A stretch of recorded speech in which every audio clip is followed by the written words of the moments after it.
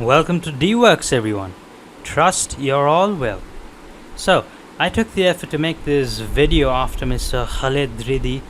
I'm sorry if I'm pronouncing your name wrong. One of the admin of Lumion Tips and Tricks, I believe. And Mr. JPPJ commented asking me to describe the entire thing. So thank you for motivating me to make it happen. And yes, all the settings are covered herewith. I've also left timestamps in the description in case you want to skip to a certain part of the video. So all your Lumion settings search ends here. Hope you find this video useful, and to all those who are new to my channel, please do subscribe, like and share if you find my content useful. And to all my subscribers, I love you all. Thank you.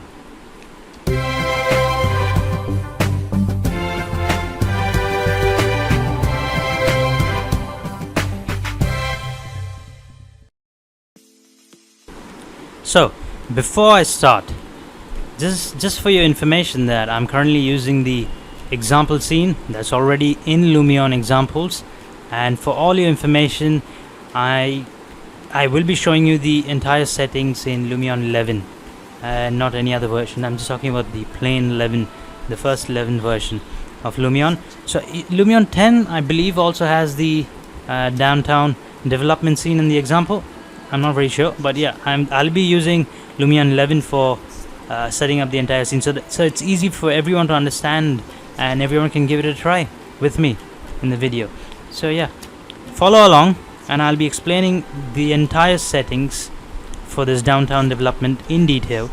I'll be taking down each parts separately, and I'll be following basically as per the tabs here. So from sun, I'll start off from sun, weather, sky, objects, camera, animation, artistic 2, and advanced. So that's how the timestamps are going to be. Alright then, let's get into it. So first of all, if you look at their setting, the external urban setting, that's quite good, isn't it? But we won't be using that, but I'll be using that same camera view in order to explain the entire setting to you.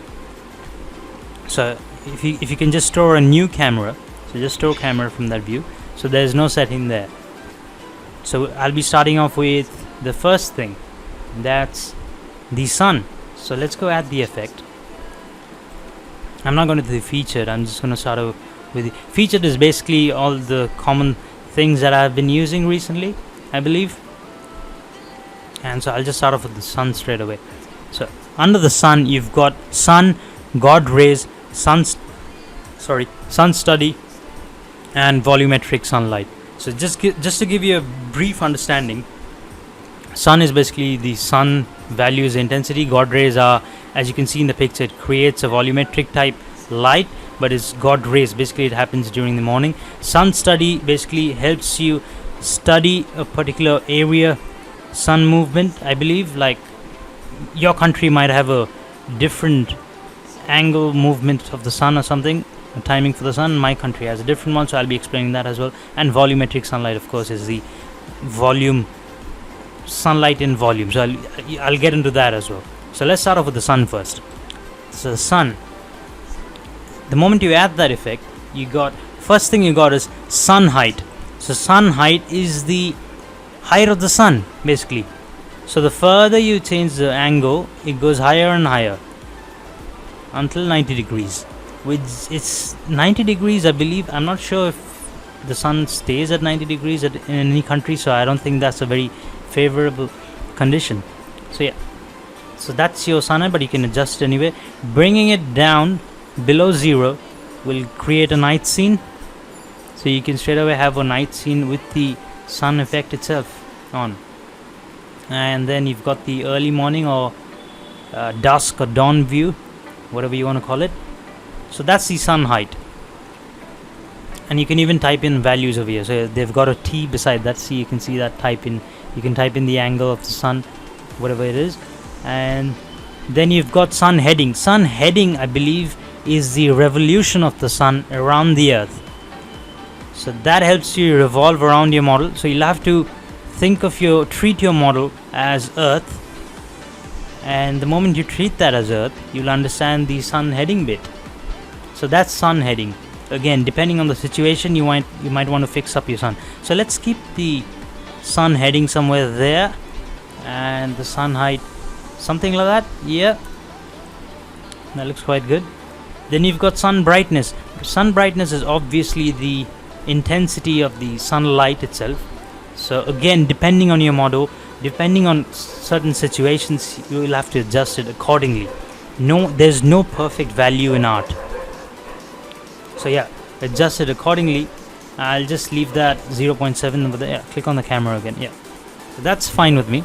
Sun disk size is supposedly the disk size, I mean diameter of the sun. So basically creating a bigger disk size will render softer shadows, I believe. Yeah, so that'll just help you create softer shadows, I believe. And also it also adds into the brightness of the sun, by the way, whenever you have it in front of the camera. So let's just rotate it there. Yeah, so if you actually reduce the disk size, see how it adds up to the camera glare and the brightness of it. So without increasing the brightness, you can actually adjust the brightness through the sun disk size as well. So let's set that back there. So yeah, so that's your sun setting explained. Just the sun setting explained. So let's add some God rays. So as you can see, God rays are rays from the gods. No, I'm just kidding. No, God rays is basically the rays that generally happens in a foggy environment or in a forest early in the mornings, I believe. I don't know if I'm saying that or explaining that in the right way, but God rays are God rays. Everyone understands what they are, I'm sure. I'm sure you've experienced God rays at some point in your life. So decay of under God rays basically reduces the God rays amount. So yeah, reducing decay will increase the amount, increasing the decay will reduce the God rays amount. The length of the God rays, decreasing that will obviously affect the length, the entire length of the God rays. Yeah, so if I turn the length completely up, as you can see, it reaches further down to the earth. The intensity is another option to play with. Is basically the amount of God rays basically. And that needs to be handled again as per the condition and as per your situation.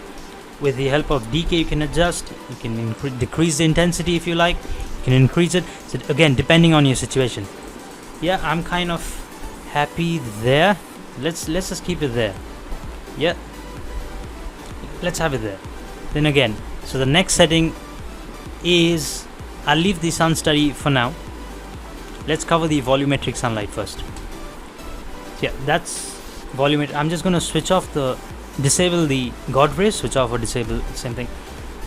Disable that, get into volumetric sunlight, and you have nothing, you see, at the moment, because you have to play around with the rains. Rains basically brings about the effect depending on the situation. I just can't force that enough. Every situation is different in the 3D world. Treat the 3D world like your own world, like how you live every day on Earth. You have architecture everywhere. You have buildings. I'm sure every country has buildings. Every country has roads. So look at your 3D world and compare it to your realistic world, and then I believe you'll be able to adjust everything accordingly. I'm sure photographers who are very good with angles and things like that, they'll perform much better than I can with certain angles, camera angles and things like that on Lumion, because people with knack for photography will definitely create better angles, which we need to. And if you're not a photographer, it doesn't matter, you'll still create good angles, but again with practice and experience. So yes, so range, okay, let's get back to it then. So range basically helps you manage the volumetric sunlight, and brightness is what creates the brightness of the volumetric sunlight. So you can turn that down completely or create that volume effect all over the sky, which actually affects your model entirely, to be honest. And so I'm just going to turn the volumetric sunlight off for the moment, because I kind of don't enjoy that. I enjoy the God rays more. Yeah, I like that more. So anyway, so that was the volumetric sunlight effect. If you, by the way, if you have any questions or if you did not understand anything clearly, please leave your comments down in the video and I'll explain that further if required, or I'll comment back or reply to you back in a private message or on YouTube itself in the description, or yeah, I'll just reply to your comment back in case if you have any doubts, if you cannot understand anything. Alright, so add effect again. Let's go to the sun study now. So the sun study is the option of the hour, I believe, because this gives you, man, everything. You basically get to handle the sun, manhandle the sun, I could say, as per your location. So let's get into it then. So if you click on edit, it brings up the Google Earth, I believe, something like that, where you can see the. So I'm just going to select India, as you know that I'm from India. So I'm just going to select India for now so that I can understand the sun better. So I'm just going to select India, return to photo mode, and see there it has adjusted accordingly. Now it's time to change the settings. So that's 12, that's 14. So 1, 2. That's definitely not the right thing, even if I set it to today. So today is 8th of June. That's definitely not right if it's 2021. You can actually set it in minutes, in hours, whatever you like. So at 16, the sun was high up. It wasn't down there. So there's something wrong with the time zone, I believe. Yeah. At 16, the sun was somewhere there. Then I've got daylight saving. We don't have daylight saving here anyway. Let's adjust the latitude a little bit and the longitude. Yeah. So that's how you can adjust as per your. Yeah, that's how the sun sets in my area, actually, to be honest. So yeah, if it's, yeah, it was somewhere there at around 16, then you've got 17, 18. Yeah, that's what I like. Yeah, that's how it is at 7 o'clock over here, and actually a little lesser than that. Yeah, somewhere there. That's how it is over here. So you can actually set the sun according to your time zone, according to where you live. So that's the advantage of sun study. It can come in handy for certain projects, and I definitely recommend it if you're working on detail for your exterior projects, or if you're working exactly, and if you've modeled your neighboring areas or whatever and you want the exact study of the sun. For example, it can help you in lighting design. Even for interior designers, it can help you. If you're inside the room and you want to know at what time does and for how long does the sunlight stay inside your rooms, so that I don't have to light up my rooms artificially, you can actually use this effect to study that. A very useful effect. So all your lighting design is basically solved with the help of this effect, I believe, as per your location. So it's a very handy option there, and I hope you've been using it. If you're not, then start using it from today onwards, whenever required, obviously. So now that we have all four covered under the sun settings, so the power of the sun entirely is now in your hands. So go ahead and give it a try. So now next we are on to the weather. What have you got in the weather? So under the weather you've got fog, you've got wind and precipitation. Wind is obviously for animation. I'll be covering that as well. And fog and precipitation can be used for still photographs. Obviously wind cannot be used for still photographs, so obviously it's for animation. So let's get into fog then. A bit of fog will help, but before that I'll switch off the sun study because I like that sun more.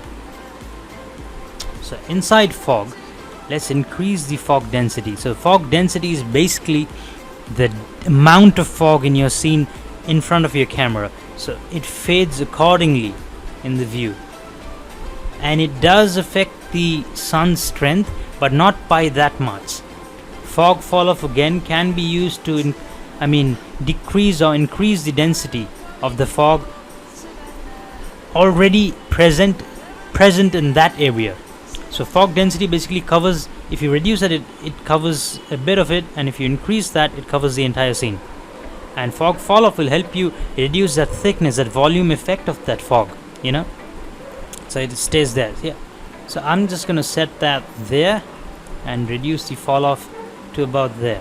Yeah, that looks good, doesn't it? Oh, we can even increase it further if required. I mean, yeah, not a bad effect, you know. That's a good. And fog brightness is basically about how bright you want your fog to be. You can even set it to, let's have it set it to yellowish tone. So basically it gives you that cinematic look, doesn't it? Yeah, it's a good option. Again, you can use it to achieve some really cool renders. Again, everything is unique, and depending on the project you can use it. And of course the downtown has been modeled by 10over Studio, and they have modeled it quite well, so I believe every setting is perfectly just blending in with this model, to be honest. It's just the angle, man. I like every setting in here because of the angle. And so yeah, let's shift that to, let's keep that there. Actually, I like that. Sorry about that. And yeah, so that's fog. Now let's get on to the precipitation. Let's see what, there you go.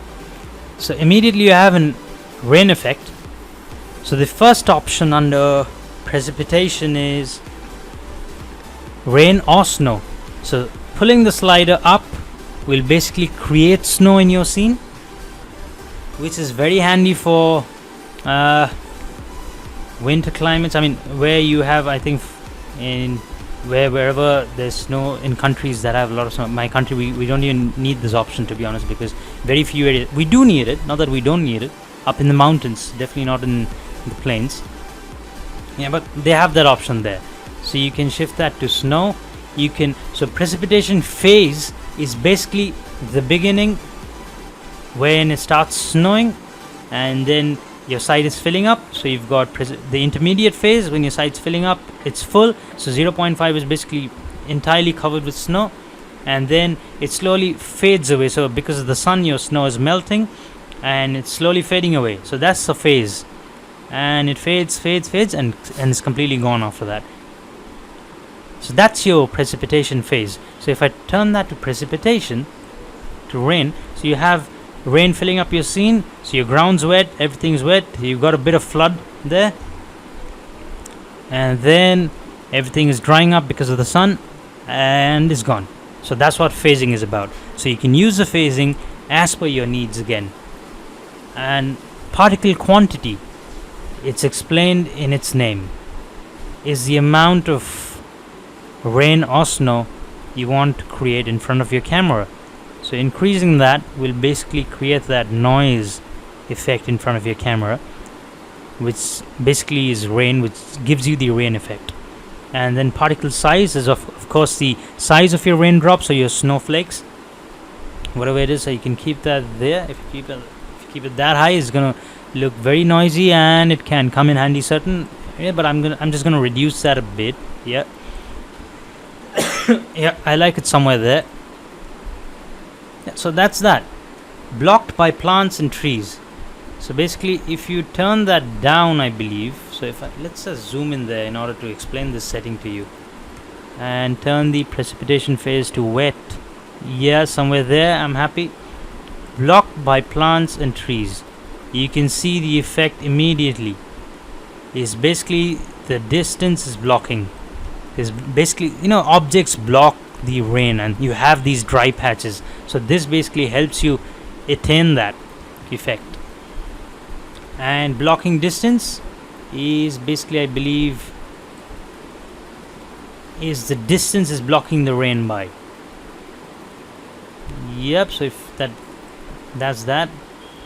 I can't see the block, but I don't know. Blocking distance basically explains the amount of blocking done at a certain area, I believe. I just cannot find, if you know that blocking distance value. I've never used that actually, to be honest. I've always controlled it with this blocking effect. if you in case happen to know the blocking distance exactly, then please do comment down below and help me out basically.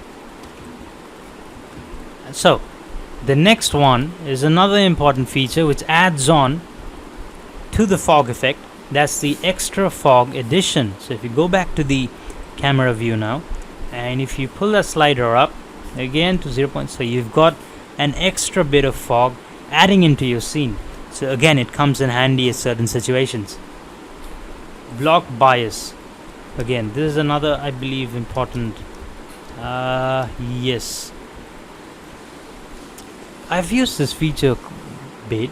So you can see what turning block bias down basically wipes out the entire scene. It basically deletes the rain from the floor of the entire scene.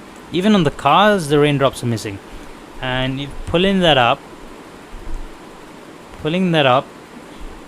see your seats and everything's wet over here, which you do not need. You can see that. I believe this is a bug. How can you have your seat wet? You're not supposed to be having your seat. Yeah, so block bias helps you attain that. In case if you see in your renders that your car inside is getting wet, and you can easily see that if you have the snow feature on. So if you have that, and if you turn that block bias, you can see the man. Oh god, the man's full of snow, which is not possible. This is not happening. So that's why they've given you block bias, I believe. That should not have been happening actually. This is so wrong. Alright, that's how you adjust this feature in order to, I believe, take off snow from the man's head. Yep, he's clean. Alright, I like that. That's a lot of snow. Alright then, let's move on to the next effect. So the next effect is rain streaks. It's for pure glass, so you'll have to assign pure glass on your glass materials, and you should be able to see rain streaks immediately once you turn it up. There you go, you have rain streaks there. Tiny, but again you can increase the rain streak size. So there you go, you've got some solid rain streaks dripping down your glass. Dripping down. That's the size, and that's the offset of how you want the rain streaks to look like. So that's the offset that helps you adjust. Again, these are values that cannot be explained because the name itself explains it. I mean, this is as per your scene, the way you use it, and for still photography. And again, a lot of things will come in handy when you animate stuff. These things come in very handy while animating. I'll be explaining that as well, because you'll be adding timestamps and things like that in animation. Keyframes in animation. So that's that. So that's your rain and snow, I believe. I hope I have covered that well. I'm not sure, except the blocking distance. Let me just go back and give it a try. What's blocking distance now? No, it's not working here. Is it because of the block bias? He's fully wet now. It still doesn't work. I do not know why. So please someone help me out on that. I'll be ever so grateful of your help. Alright, that's that. So that's precipitation covered. And for those of you already jumping about wind, let's create some windy weather actually over here. Let's go into movie. Let's record a new one. Record. And so in case you're wondering, let's go back to the same view over here. So I'm just gonna go close to a tree actually, because it's from this view actually. Let's do that. Somewhere there, and ease out all that. Now keep it linear. Let's keep that 5 seconds. Yeah, and let's add the wind effect. There you go. Wind effect is basically this. The first thing is the wind speed. It's in percentage, again adjustable according to your needs. If you want a storm, turn it up. Wind direction is of course the direction the wind is blowing, so you will be able to figure that out, I'm sure. And foliage wind is basically the wind created on foliage, so you can see that already. It's of course a city, and if you turn the foliage wind down, the trees, the leaves, they don't move, so you need to turn that up. And you can create keyframes, by the way. I wanted to speak about that as well. Keyframes are basically certain effects that you want at a certain part of the video, up to a certain part of the video. I believe I can explain that. So basically, I want the wind speed to be 100% in the beginning of the video until about there. But from there on, I want the wind speed to be about 50%. So I'll just create another timestamp, go forward, and from there on, I want the wind speed to be about 18% until the end of the video.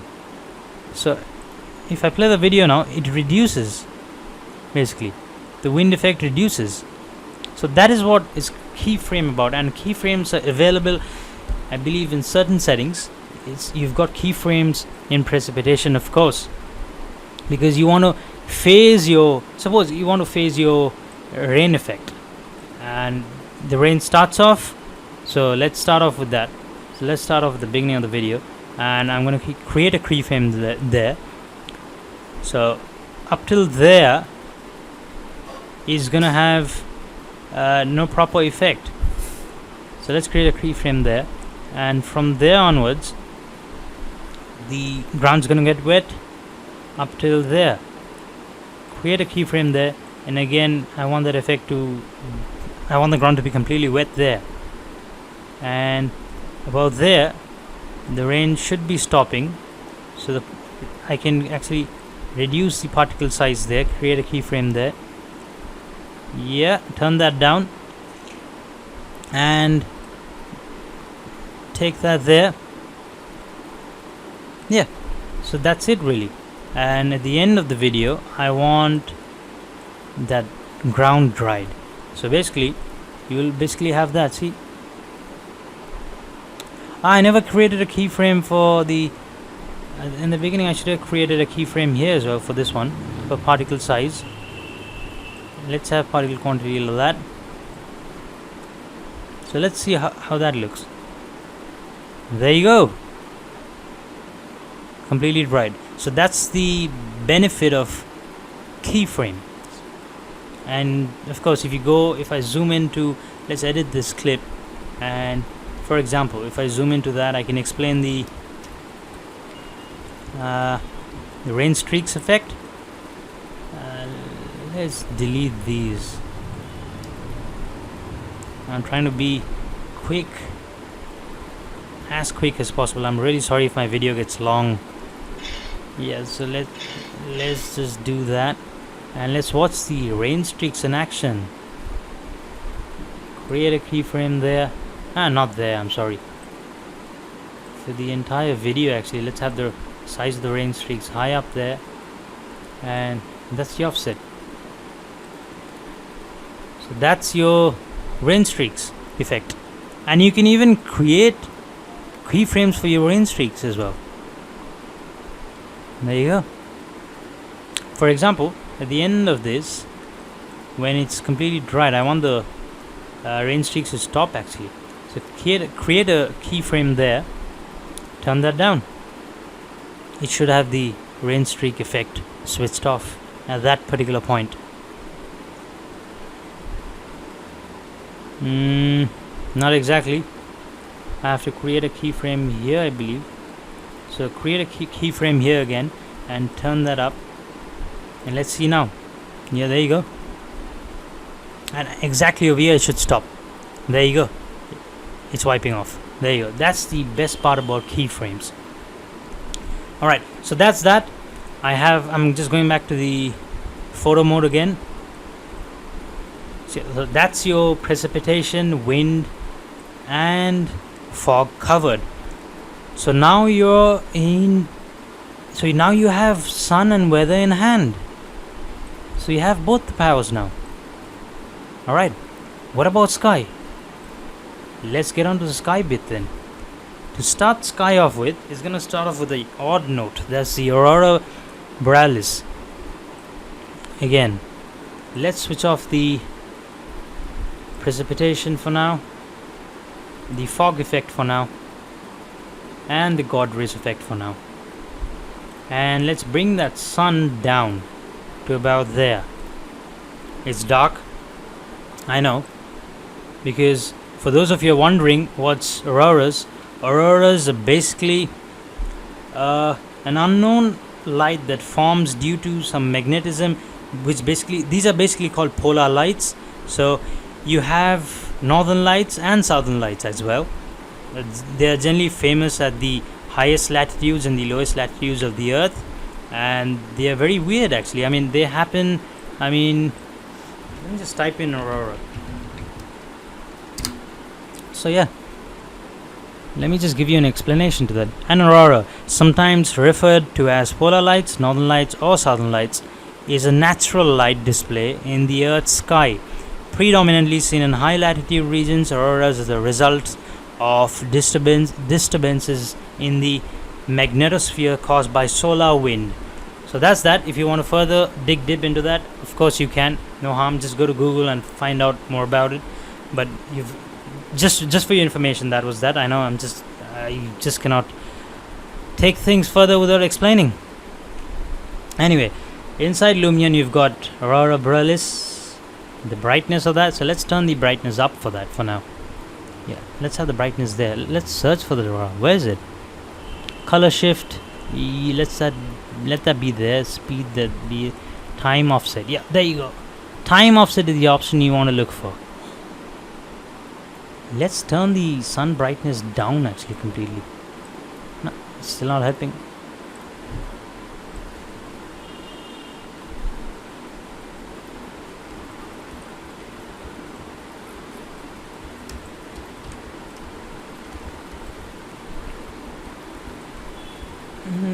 So you can see that there. There's the offset.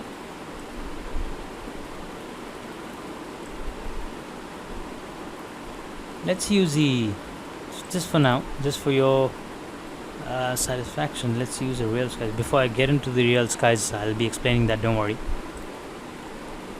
There you go. That's what I was looking for. So that's aurora borealis. I'm so happy I got that right. So yeah. So that's the brightness value. That's the color shift of auroras. Again, I believe you can create keyframes for your animation for auroras. I'm sure you can do that. That's the scale of aurora, and that's the heading. Again, that's the revolution of the aurora around your model. So let's go to the movie bit for now, and let's have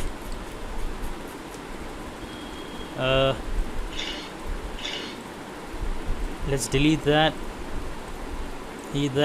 and let's go to that. So yeah, I've got 5 seconds there. And let's add in some real skies and nighttime, and eventually the aurora borealis. There you go. So you actually have the entire keyframe set for everything over here for the aurora borealis. Set the brightness up, color shift, speed of auroras. I just want to see what it looks like actually. There you go. That's the effect of aurora borealis. Wow. I think someone should give this a try. If you're watching this video and if you're from Iceland or someone from the North Pole, please send me a render or an animation of this one. I would love to see a proper animation of this one. I'll be ever grateful to you. This one solid effect which I cannot use over here for my projects, to be honest. Anyway, let's get back into our settings mode. So that's aurora borealis explained. I'm just gonna delete that because I cannot use it and I'm upset about that. Anyway, so the next setting is of course real skies. Real skies is basically Lumion preset HDRI maps which you've got in Lumion itself. So they are extremely high-end sky HDRI maps. So you've got a few from Polygon.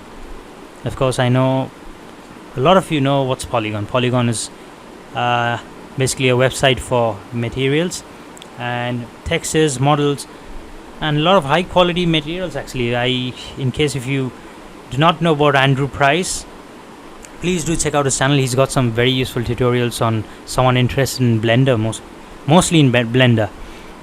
So yeah, so that's that.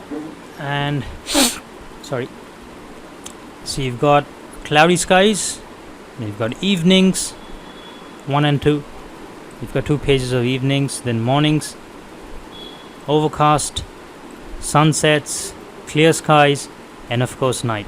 So you've got a lot of effects to play with in this category. I'm just going to keep cloudy sky if you like. Yeah, there you go. And the heading is again the revolution. You can have that there. The brightness is of course the brightness of the sky, and the overall brightness is again the overall sky and the sun brightness, I believe, in that. So that's that. Flip sky is the option. They've given us an option to, in case if you're looking at the HDRI map, if you do not like the cloud exactly over there, and you don't want to rotate the HDRI map, you can just flip the sky to see whether that effect helps you. And if it clearly does not help you, you can of course go back to your sun setting and adjust the sun accordingly. To be honest, that's up to, again, that's that. What happened to the sun? I'm looking for the, why is the sun not working?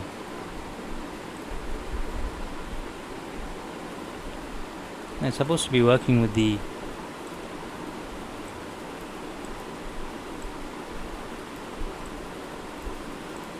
does it not work on cloudy skies or something, or what?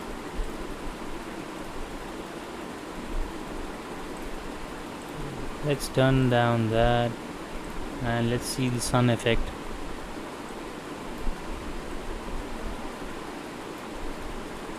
Is there any particular reason that's not working? That's supposed to be working actually.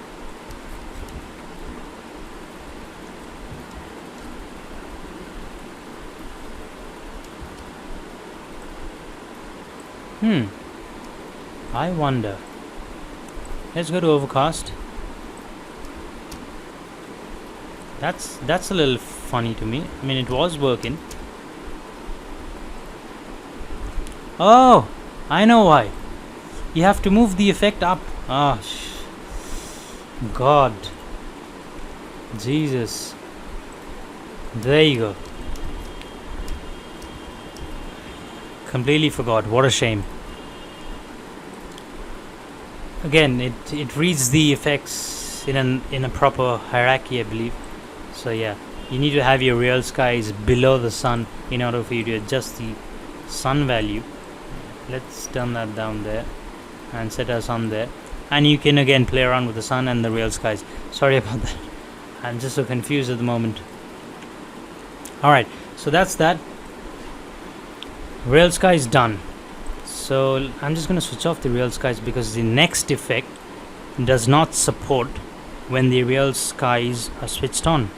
So sky and clouds, again, these effects are to completely manipulate a scene, actually customize your own scene. So if you're not happy with the HDRI maps that's already preset in Lumion, you can straight away go for the sky and clouds and the other sky effects that I'm about to show you actually. So sky and clouds. Position determines the position of the clouds the way you like it. You can have it. Cloud speed is again for animation, I believe. So if I have to walk into animation and switch off that, create sky and clouds there. There you go. You've got cloud speed there. create a keyframe there, suppose, and yeah, so somewhere there, move up till there, create another keyframe there, and have that there. So from that to there, so let's play that and see. And there you go, that's cloud speed. It can come in handy for certain animation projects, and it's again, it depends on the situation, to be honest. All that. Anyway, so let's get back to that effect again. So that, now that you've understood what's cloud speed, you know the position of the cloud. Master cloud amount is the amount of the entire, so it's like the master volume, basically.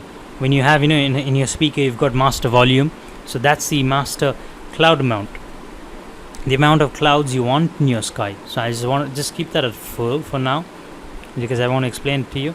And then you've got low clouds, which I'm sure everyone is aware of. Low clouds are basically which are quite close to the earth. I mean, not exactly close to the earth, but looks close to the earth. And high clouds are the ones really far above in the sky. So you've got that light effect there. Cloud direction, again, I have not tried that yet. I mean, I did not find that very appealing, to be honest. The direction of the clouds. I don't know if that can come in handy during animation, but you can go ahead and give that a try. I mean, let's just go into animation bit and see what's cloud direction. There you go. That is cloud direction. I just knew that. I mean, the movement of the cloud in a certain direction. So again, that can come in handy for animation projects and not for still photography, I believe. Yeah. So that's that. Cloud brightness is again the amount of brightness, the amount of sunlight it can reflect to the model. That's what I read it as. So if you turn that down, your model looks dull, and if you turn the brightness up, it actually brightens up your model. So yeah, so it's the amount of sunlight being reflected from your clouds. This is again as per your taste, the way you like it. Let's keep that there for now. Cloud softness is the amount of hardness that you want to reduce, or the sharpness that you want to reduce from your, take it off from your clouds. And it basically, I believe, flattens out the clouds a bit from its round, hard, jagged edges. So that's that. The next bit is low cloud softness removal. So it removes the softness from the low clouds and makes it jagged or jagged. Not jagged, jagged. That's what, yeah. So it removes the softness from there. There you go. That's soft and removes that. But you can again create softness from that. You can actually adjust these values to find out what suits best. So I'll go with that for now. Sky brightness is, of course, the dullness. It affects your model. I mean, look at that. Turning down the sky brightness gives you that, that photo effect. I do not know what's this effect called, but I've seen many photographers use this sort of effect for their wildlife photography and things like that, or certain cityscapes or landscapes. They actually use that. So you can create your own stuff here. And again, turning that up will just whiten out the entire model. So yeah, play around with this value and just set it to as per your need. Cloud preset is basically default presets inside Lumion. So they have a library of clouds, I believe. So whatever suits you, right? You can reduce the master cloud amount and have a look at certain cloud presets or increase that amount. So these are the presets. Yeah, does that looks good. Now this is for the cloud preset, I believe, for the low clouds. And now you've got one for the high clouds as well. Oh, so there you go. That's that. Overall brightness is basically the overall brightness of your sky, which affects the model again. So you might want to set that to somewhere there for now for this model. Alright, so that's sky and clouds covered, I believe. And if you have any doubts, please let me know. So the next one is contrails, and in order to take care of contrails, let's just disable that, because I want to show you the contrails bit.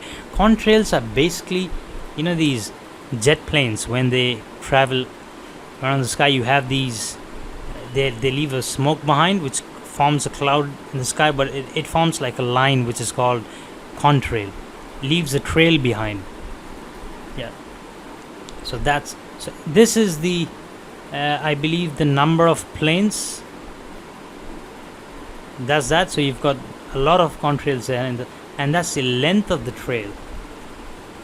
So the length is basically, the longer the length, sometimes you see a long trail and some of them have these short ones. So that's again up to your need. You can adjust that.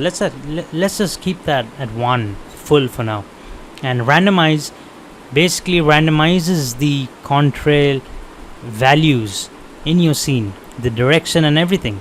So that's what randomize is for. And let's keep that. Yeah. So that's contrails. It's a good habit to use contrails because it does add to the scene, I believe. That's what I feel.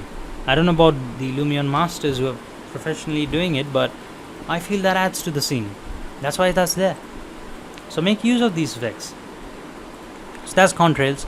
Then you've got the important bit, which I thoroughly enjoy using it, and I recently discovered that it is very useful, and I quite often neglected it. That is volume clouds. Volume clouds is basically, I believe, the most realistic clouds can be achieved through volume clouds, and if the best part is it affects the sunlight, as you can see, and you can even adjust the height of your volume clouds. So then you've got the softness of your volume clouds. So if I click on my viewport, you can see the volume clouds actually lining up to be looking realistic in the preview update itself. So your final render should look better. So let's keep that a bit sharp, somewhere there, and you can see the effect. Turning the amount down actually reveals the sunlight. It's a very handy cloud option, actually, to be honest, for customizing your own scenes. But it is taxing on your graphics card. That's what I feel. It is taxing. It slows things down. I've noticed that. And this is the softness removal again. And let's add a bit of softness there. Yeah. So that's that. That removes the softness. That adds softness. That's the position of your volume clouds. So depending on where you position it, your sunlight and your shadows gets affected in the entire model. So that's a very useful factor to be considering, because the other sky and clouds did not affect the sunlight. It's just there, it just renders as it is, but this actually affects your sunlight. So keep in mind while using it. So that's speed. Again, speed is for animation, and I believe I would highly suggest, if you've got a good graphics card and a good computer, use the speed, volume cloud speed effect in order to have your sunlight affected as well. I think it'll create a more realistic shadow effect in your animation compared to the sky and clouds effect. That's that. And of course, you've got the brightness again, the amount of brightness you require.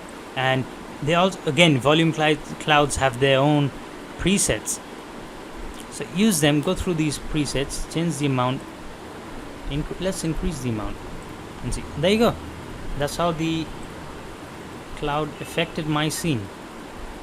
It's affecting that. So that's that setup. That's volume clouds covered. Next up is horizon clouds. Horizon clouds, again, if you can see your horizon from a certain distance, let me just explain that like that. I think that should do it. So the amount, you'll see, there you go. You can see that in the horizon, cloud build up in the horizon there. So that's the amount, and that's a type of horizon clouds. Again, that's just a cloud preset, I believe. the way you like it. You can set it as per your scene. So the moment I click on my preview, there you go, it updates.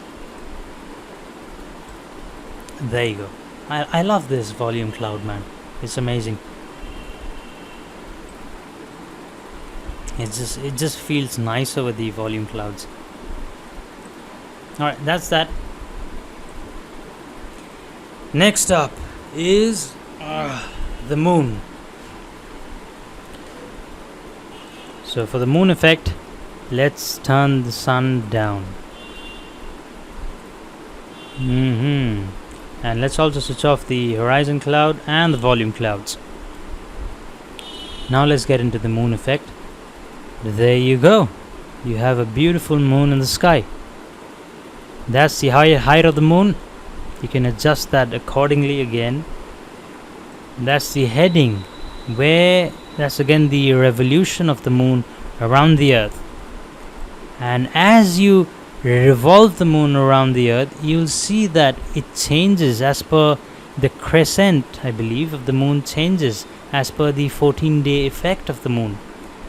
So you have a half moon somewhere there. Yeah, that's the half moon effect there, depending on your model. So you might have to, and that's the moon size. And the moon size does affect a bit to the brightness of the model, which is ever so slight. I cannot differentiate it, to be honest, but it does. It's reflecting light, but this is like GTA again. Yeah, that's how it is in GTA. And I think if you shoot the moon in GTA, it gets bigger and bigger. And that's what it is. But this looks dangerous, so let that be there. I think that's just about fine. So that's the moon. So yeah. Oh, of course you won't have that noise in your final render. The moon, it'll definitely bring about a proper effect. And I'm sure you can add that keyframes for your animation for the moon effect.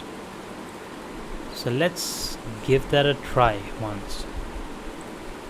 Add the sun, bring that down, and let's add the moon. Where's the moon? There you go. So you've got, that's so nice. So let's let the height be somewhere there. Create a keyframe there. Let's create a keyframe somewhere there. And let the height be somewhere there. So let's see what that looks like. There you go. It's actually affecting the brightness, you can see. The shadows and everything. What a bad animation. Some of you must be. Again, this is just to show you a few of the effects. It's not to create something realistic over here. I'm just trying to explain all the effects to you. I'm just trying to get the message through to you. And I don't want to leave that half-assed. Sorry for that, but yeah, I just want to get that effect down your throat, so that you stop paying for settings and you start making your own settings. Alright then, so that's moon, horizon clouds. Let's turn the sun up again. Where's my sun? The power of the sun. Yes, and that's that. There you go. We had it there. Yeah, we had it there. I'm sure we had it there. Somewhere there. Anyway, that doesn't matter anyway. Let's get on to the next setting. So, sun, weather and sky. All inside our model. All explained. Again, sun is basically, you can adjust the sun values over here. Weather, it's fog, wind for animation, precipitation is for your still photos, and everything else for animation can be used. And then you've got the sky effect for northern lights, real sky and clouds. The most effective is the volume cloud, remember that. And of course the horizon cloud. Contrails, as it depicts in the picture, is the trail that jets leave behind in the sky. Use these effects, combine them together and create some fantastic results. And again, the moon is for night views. night exterior views or interior views where you want to portray a bit of moonlight coming inside the living room or you on your veranda, you can do that. So that's that. Now let's move on to the objects. What have we here? Objects. The first thing you've got is water. Water is basically two options, underwater and ocean. So the moment you turn the underwater option on, you're already underwater and nothing you cannot see anything clearly really. So let's just create a bit of water in the scene, and in order to understand the effect, let's go far away from the city. Let's not destroy this city. Let's destroy a bit of landscape over here and go to the paint option, the height option, and create a hole there. Let's create something bigger, something faster.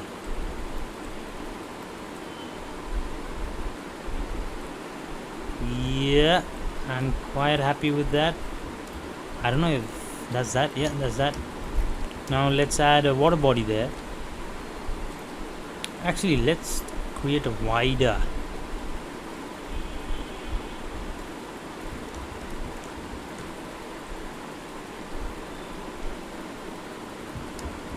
Alright, that's enough. And now you've got water. Place that there. Stretch.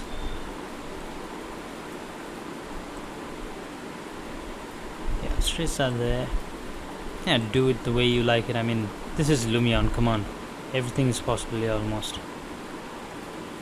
Let's move that up there. Yeah, I'm quite happy with that. You can change the water type as per your needs. Let's have it tropical. But the moment you go underwater, it is actually filled up, because if you go into photo, you can see that that's water, and the moment you go underwater, there's nothing there. In order to create, there's a solution to this problem. That's underwater. So that's how you actually get underwater. Again, this is not a very good explanation, so let's switch that off. Let's turn the ocean on. Actually, I like that option more, to be honest. Where's the ocean? Yeah. So that's the city is flooding now.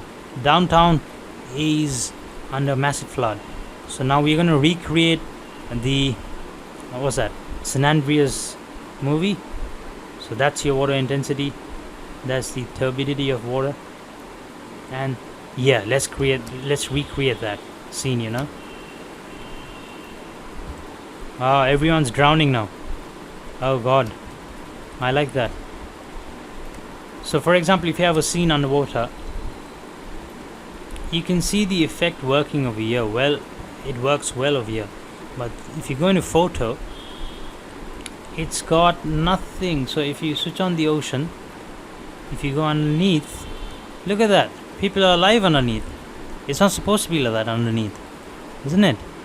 It's supposed to look like you're underwater. So that's why they've given you an option called underwater, and that option actually solves that problem, the underwater problem. So there you go. The dog is drowning, that person is barely surviving but still standing, the car is underwater, and we can use the volumetric effect, I believe, over here. Can we? Not fog. Where's the sun? God rays. There you go. I don't want to decay.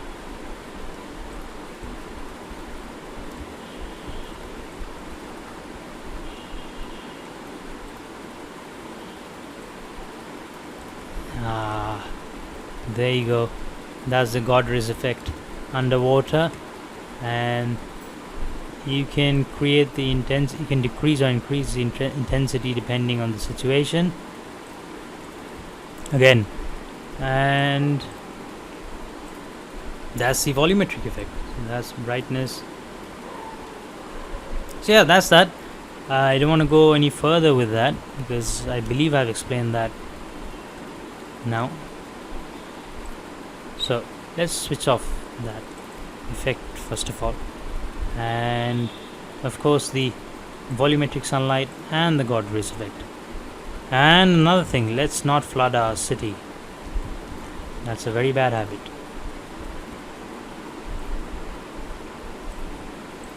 So that's that. Those are the settings there. Hey, I had my God rays switched on. Let's decay that ray there. I like that. Alright, so that's that. So the next up is your object sound. So it says clearly over here it's not for photo. So let's go to animation then. And let's turn up the sun for a while now in order to see what it feels like, the sound effect. Only for entire movie. Alright. Let's go for the entire movie. Add sound effect. So it asks you for a file, for a music file. So, and just to bear with Lumion, you'll need to convert your MP3 files to .wav. I've never used that type of file before, but yeah, for Lumion you'll need that. So you can just convert it in Google itself. Just type in MP3 to WAV converter, and you should have an online converter converting that music file for you. So I'm just going to select that for now. It's a no copyright music. Yeah. So the moment you hover over that, so you actually get that. You actually, I don't know if you can hear that. Let me just switch on my. Can you hear that? I don't know if you can hear that. I think I don't have that on. So if you play that, let me turn the volume down. So let's play the animation and let's. There you go. So it adds music to that, and again you can turn that down. I mean, that's up to you again. So that's that. That's the music effect. So that's that for now, and let's go back to the settings again. So, I've been constantly filming for an hour now. Alright, let's get back into it again. Doing it for you guys, so please show some support. Of course, all your support are appreciated. That's why I am doing it. And I will do more, for sure. Alright, so that's that sound effect. So we stopped at sound. So now it's layer visibility. What is layer visibility? So Lumion has given us the freedom during animations, during still photos, in case you just put everything, just work on layers in Lumion. So if you look at this model, they've actually worked on proper layers in this model, you know. If you go up there, they've got imported model layer, spotlight layer, then you can switch that on and switch that off. Look at that. So you've got everything under layer. So that's a car layer there, people early morning shot layer there. So it's everything is under layer. So it's worked out well, and you can add layers from over here. So if you go back to the advantage of working in layers is this. If you go back to your scene, and for example I don't want any cars in my view for the moment, and I can just hover over to my cars. Yeah, there you go. That's on the 6th layer. You can add up to 14 layers. So that's that. So if I just click on that, the cars vanish. And you can even do this in animation as well. It's a very handy thing in animation. You can add layer visibility. You can add a keyframe in the beginning of the video where these are invisible objects maybe. So let's create a keyframe there and move up to there, and on that layer create another keyframe there. And I do not want my cars, I don't want people exterior, I don't want traffic lights, like that. So I just switched off everything. So in the beginning you have everything, and then everything is gone. So that's that. So that is layer visibility. It can come in handy for a lot of projects, and I specifically use it in every project in order to sort of show variations if required, and yeah, for other stuff. And I just model everything first, keep them under layers, and just use the layer visibility to switch off certain things and switch on certain things, especially lights. I mean, for example, if you need, and if you're not using, if you need the lights to be on at the same time you want to show the sunset effect, that's when these things come in handy. The layer visibility, everything else come in handy, actually, to be honest. So you can work it out, I'm sure. That's that. Then you've got autumn colors, another interesting feature which I enjoy a lot. So first off, before you start fidgeting with the autumn colors, you will see no change in your scene because the target layer needs to be manipulated. So the moment the layers are targeted, I believe, what's the layer? I think so that's the tree layer, I think. It's on the 14th layer. So set that to your tree layers, and now you can adjust the hue and create hue is the color, the autumn colors for the trees. And now this is the saturation, so let's keep the saturation to about there and keep the color range. You can adjust the color range the way you like it. Now let me just show you the color variation, the hue variation. So that's what creates this, gives the scene a complete different look. So you want to use this feature for your models in order to create variations in your trees. Not all trees have the same colors. They are greenish, but again, if you want to create something different, turn the saturation down there. Yeah, looks good, doesn't it? Alright, that's that. And another thing, I don't know if you're aware of this setting, even professionals, I don't know if you're aware of this setting. I've just discovered this feature very late, and it's probably the most useful feature for those who are tired of modeling or changes from your clients, and this is for y'all. So let's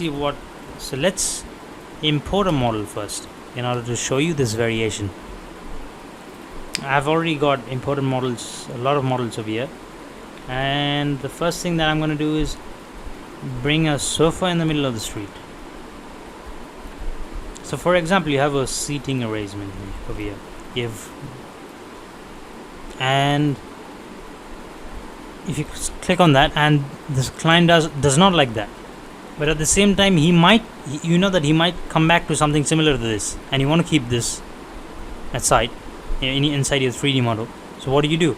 So what you do is you go up to this import new variation, you go to that, and you look for another FBX or DAE file wherever you saved your models. So let me just quickly pull out randomly show you that thing. I've just managed to find a different model, not a sofa, something else. So if you just import new variation, and I'm just going to import this model here. I already have that imported, so yeah, let's do that. Click on that. So yeah, that's that. So that's the second variation of my sofa. So instead of the sofa, you can have this, or you want to keep that. As the client says, yeah, I want to keep the sofa, then keep the sofa, or else I want a table there. Yeah, alright, you can have that there. But the advantage of using this is that you can use it inside your animation and your photos. So let's zoom into that bit, and that's what variation control is about. So you can have up to 10 variations, and all you have to do is go into edit, select that option, and click OK. And the moment you turn the slider to the second option, it shifts, so you do not have to rework on your models. It can be reworked. You can finish the entire modeling bit in the first phase itself, and then come to your photo. You can create your entire model in variations, and just all you have to do is variation 1 or variation 2 or 3 or 4 or none, or up till 10 variations you've got. So you can have 10 variations of a particular model. Very handy feature. Again, useful one. Use it, thank me later. Alright, so the next one, we've got the entire object now in hand. So up till now, sun's done, weather is done, sky is done, objects done. This is just for all of you all, just for your reference. You should now be competent using these 4 tabs. So next up is camera. So if you go to the camera tab, the first thing we're going to look at is photo matching. So what is photo matching? Photo matching is a new feature. I believe it's been there from Lumion 9 or 10. I'm not very sure about that, but yeah, it's another wonderful feature where you can basically use your use these photos to place your objects exactly as per the site. So that cube over there, that cube that you can move around, is your actual model. So if I just turn the transparency, wait, let me place. Let's place the reference point first. So the first thing you're going to do is place the reference point. So let's go in there and set the reference point somewhere there. Yeah. All right. Let's just for now. Let's set it there. Yeah. And click back. So the moment you do that, you see you have so that's your model, and you can scale your model if required, which is this. There you go. So that's the bird's eye view, basically, as per the picture shown. So you need to find a picture that closely resembles your camera angle. In order to do that, you have to go load photo. If you go there, you can load your own photos if you have of the site, or you can go into examples and tutorials. So load a photo matching the example. So I think the closest picture for now will be that. Yeah, let's just choose that, and you should be able to get hold of, yeah, somewhere there. Place that there. The next thing is the orientation. Orientation is again the revolving. It basically helps you rotate the entire scene and place it perfectly. Yeah, so that's what I'm looking for. Let's set the transparency up there and the orientation somewhere there. Scale up the object.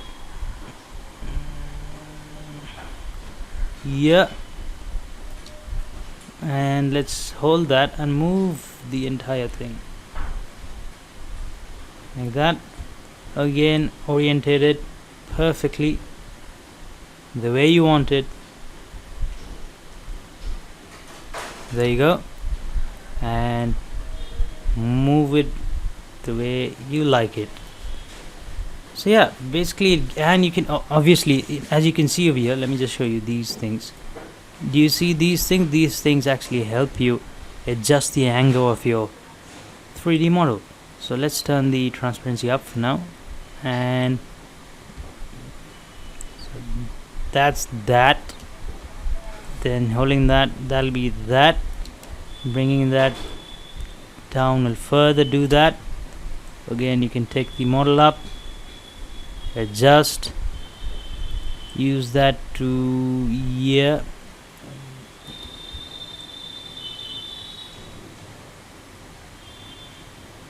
that there. Yeah, it's basically the way you adjust stuff and everything. I mean, you'll get a hold of it for sure once you have your own model ready, and if you have the picture of your site where the actual thing is to be constructed. So yeah, I'm sure you'll get hold of that. But that's that. So let's keep that there.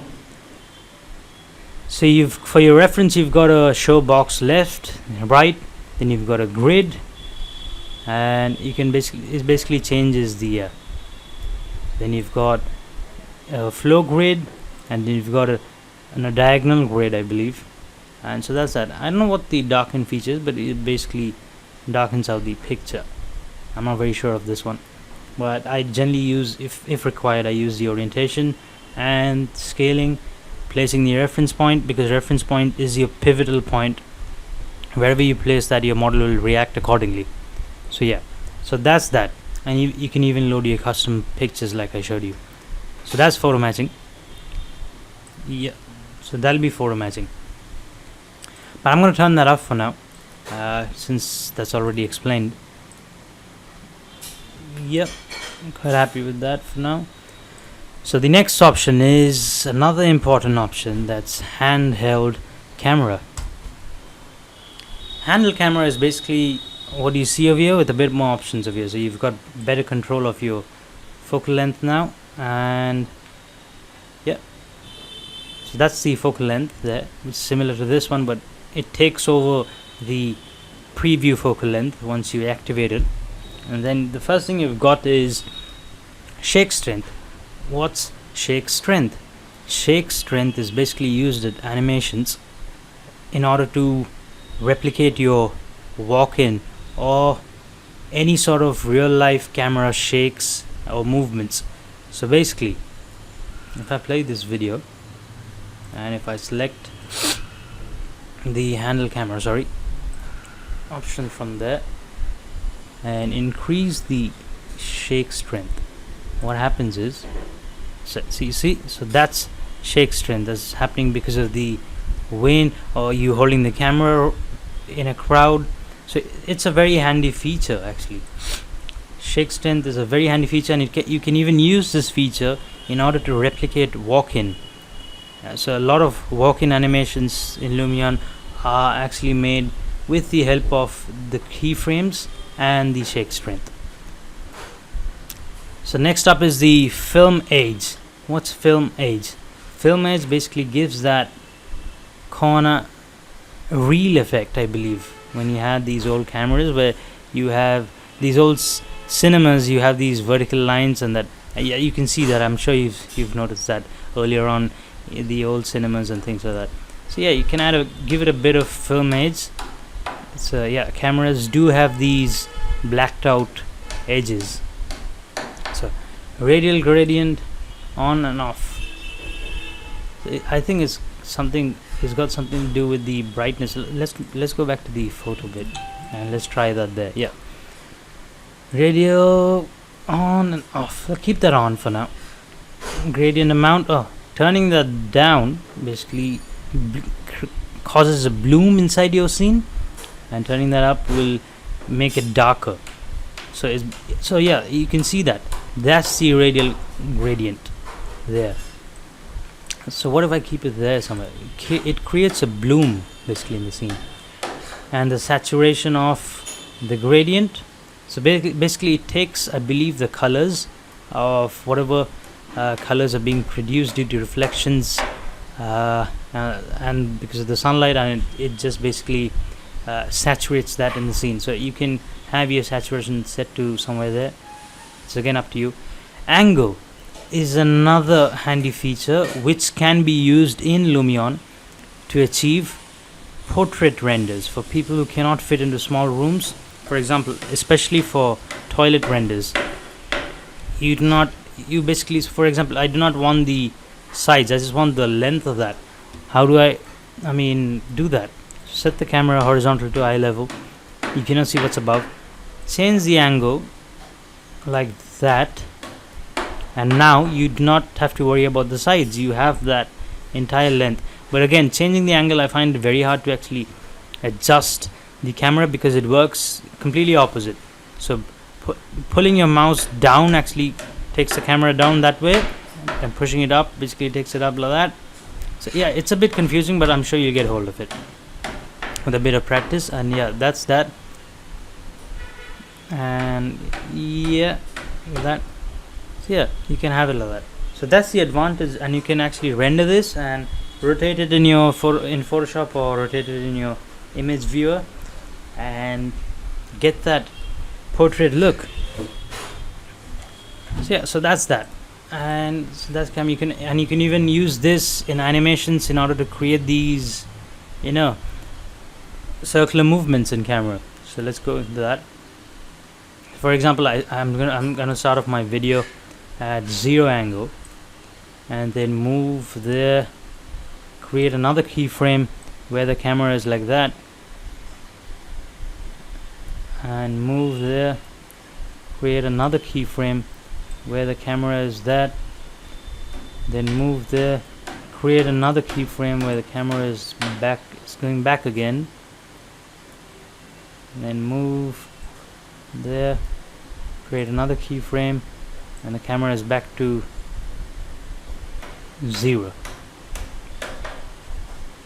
So let's see what that looks like. Yeah, so that's the useful bit of, I mean, I know it's bad, the animation's bad, I agree, but yeah, something to, you know, catch your attention to. So yeah, that's that. And then next up is the focal length. Of course I explained that, but what was the other option in handle camera? Look at a fixed point. Okay, so that's another useful option there. So edit lookup point. For example, I want the lookup point to be here. So if you click on that, click OK, and let's play that. So it is basically looking at this lamppost. It's focusing on that. So it looks at that fixed point and shakes around that, except that traffic light, I believe. Everything else looks shaky, but except that. So it looks at that particular point. It's more like a focus amount, I believe. I mean, what do you call that? That's depth of field kind of effect. But again, there's another separate effect for that. So that's the handle camera. I'm sure you can figure out a proper camera angle for your renders. So I'm just gonna switch that off for now. Yeah, turn that off. That's that. What happened to my scene though? Looks a bit dull, isn't it? Contrails. Where's my sun?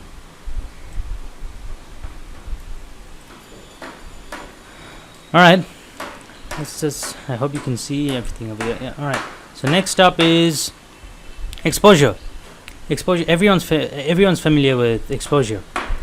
You have it in every software. Almost every software has it. Even these small phone apps have them. These phony, what do you call them? What's that? I keep forgetting. These photo editing apps here. So you can bring that value down as per your requirement. You can take that up, and it actually comes in handy for lighting up certain scenes. For the moment, yeah, I'm increasing my exposure value for the moment. So that's exposure. Nothing else to say about exposure. Then you've got 2-point perspective, another handy feature. 2-point perspective is basically, I'm sure everyone is again used to it. When you were young, you've been taught what's 2-point perspective. 2-point perspective is basically best explained in this model. You have a point over here, and you have another point here. So the lines merge in these 2 points. So that's 2-point perspective. Perspective is when you have a point in the center and you have these diagonal lines coming up there. So that's 1-point perspective, and 2-point perspective is it basically matches the lines with your camera vertical planes. So when I switch that off, that's what the model looks like. And when I have that enabled, you can even set the amount of 2-point perspective here. So let's set that there. Yeah, that looks much better, doesn't it? Another handy feature. Next up is motion blur. Let's do some motion blurring in animation. Let's get to animation. Motion blur. There you go. So the amount of motion blur you need. So that's motion blur. You can see that already, I'm sure. There you go. So the more you increase your motion blur, there you go. That's motion blur. I'm sure you've experienced that as well. All these photo editing guys, I'm sure you know what's motion blur. Yeah, that's that. Let's go back to the photo again. Next up is depth of field, another important setting which can actually help you create that realism for your renders. set the amount the way you like it. For example, it'll completely in the beginning wash out your scene. You have a foreground and a background, so that's another option to play around with depending on the focal point you've set. Focus distance is the amount of focus, the amount of area you want to be focused on, so that's focus distance. Sharp area size is the amount of area you want the sharpness to, the amount of sharpness you want at a certain area size. Again, it is given in meters of area. Again, that's playable.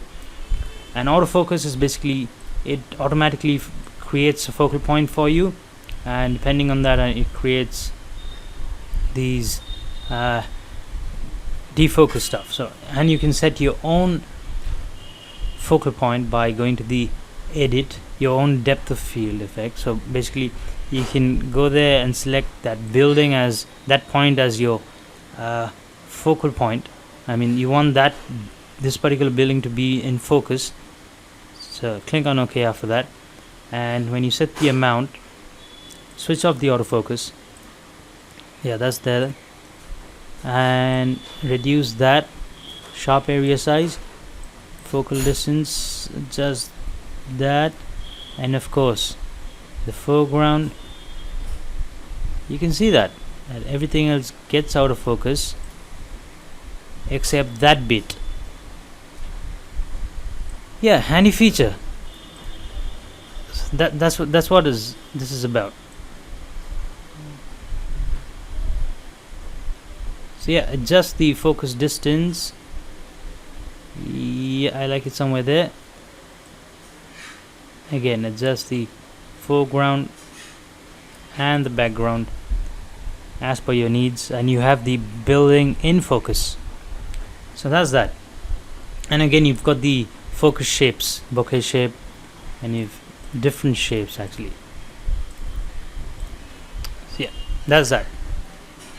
I'm not going to go into any more depth with the depth of field, because I'm sure you can figure out these parts, what suits best, because every project again is unique in its own way. So next up is lens flare. Lens flare, I think everyone understands that. Let me just shift the sun in order to explain that lens flare bit. So yeah, let's move the sun's heading there, and let's reduce the disk size of the sun, and let's go back to the lens flare. So that's streak intensity. That's how intense you want your sun streaks to be. That rotates the streaks, you can see that. That's the number of streaks you want your sun to expose.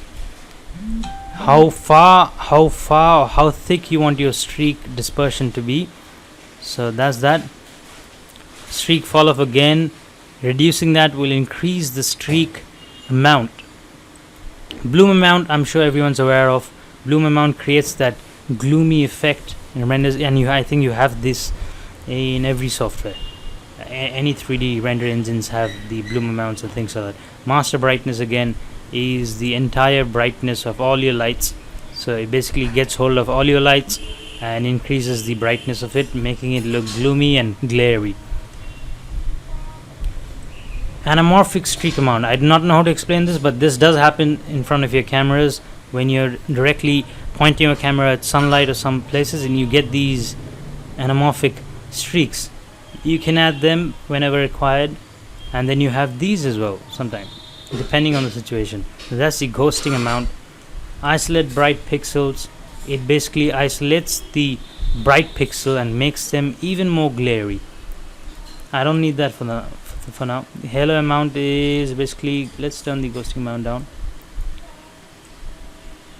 Halo amount, what's the, I've seen that effect that I think is more prevalent in the interior scenes. I've experienced the halo amount. It basically further glares or creates it puts another lighting layer, I believe, the halo amount. Let's turn that down. I do not know if you can see it. It's ever so slight over here.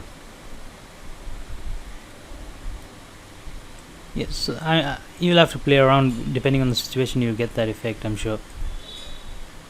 And no, I'm not getting it over here for the moment.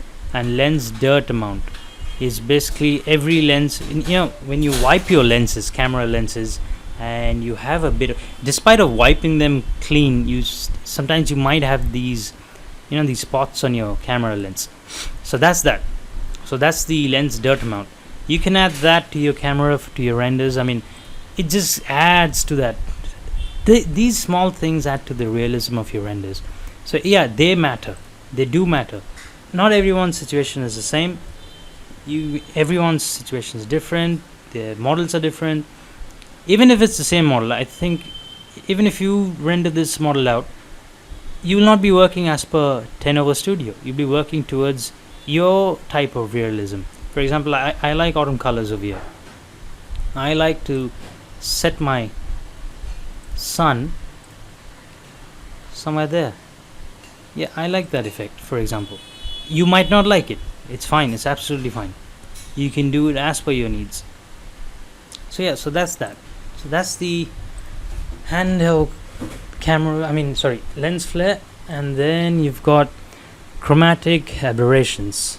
I have explained that in the last tutorial as well. Chromatic aberration is basically purple fringing, where all the lights are trying to focus on one focal plane, and it creates this optical illusion problem when it's all trying to merge into one point, and it creates purple fringing. We have these colors, you see these different colors, and it's a very common optic problem apparently in the real world.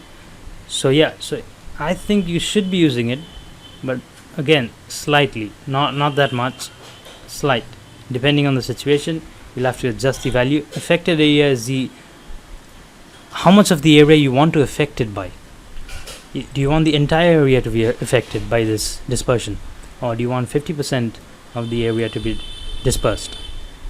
So that's that. And safe shadows is basically, it basically helps you save your models. It doesn't distort the model, you can see, or else the entire dispersion distorts the model itself. So it basically keeps the model intact and creates that dispersion of lights. So that's chromatic aberrations. Again, I'm sure you should be adding this option to almost every exterior scene. Even a little bit can help it out. Yeah, not exactly for interior scenes. I don't think it'll play a big role in interior scenes, but definitely for the exterior scenes it can come in handy. Yeah.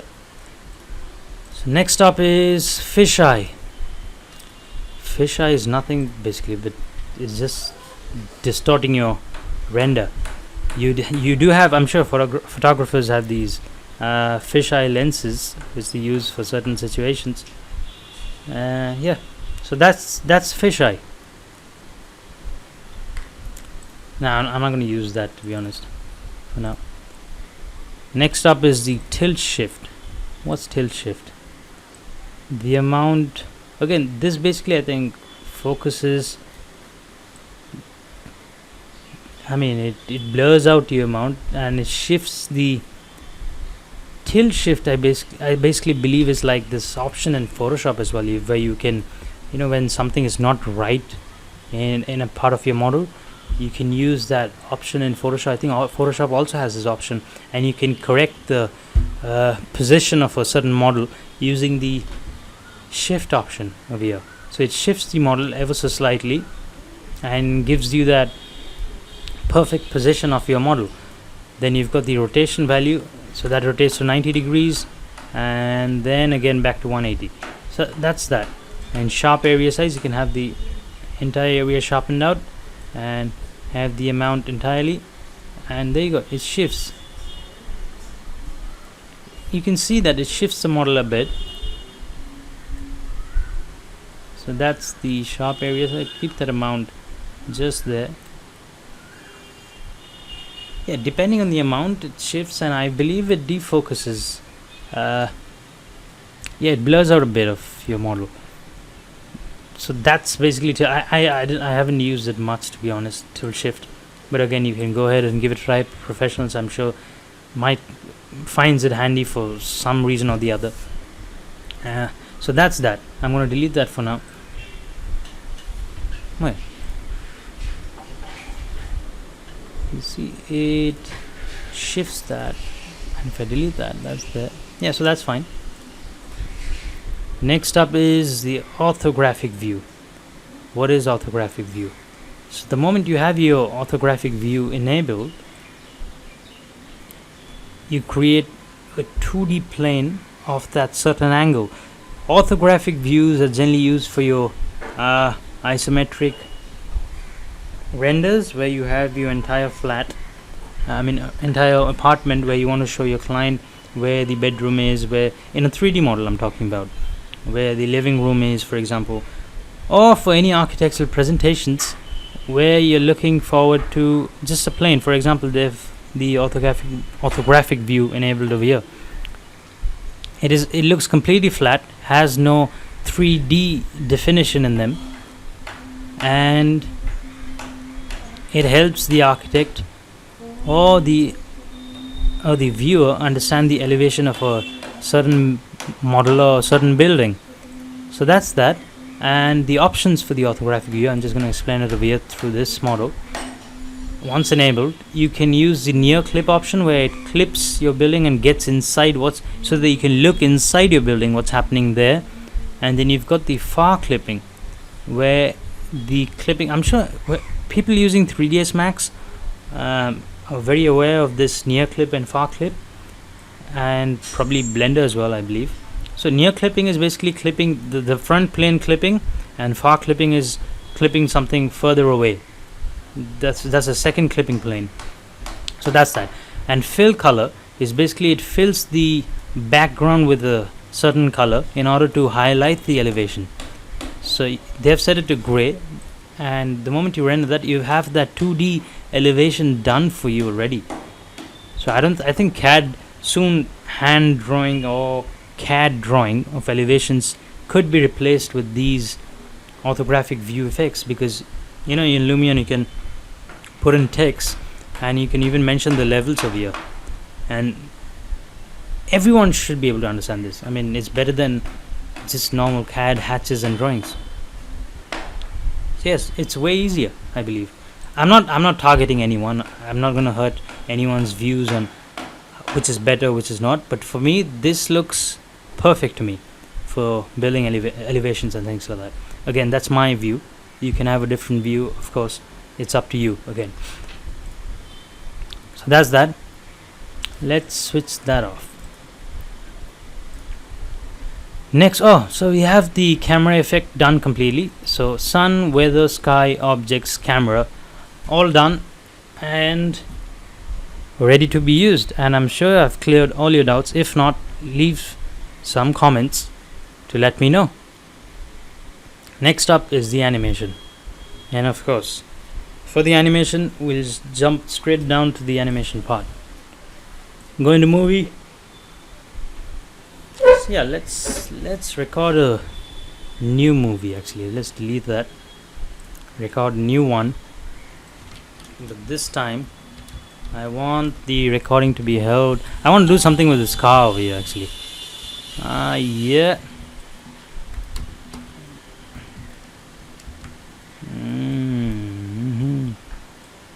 Let's do something. Let's create a keyframe there.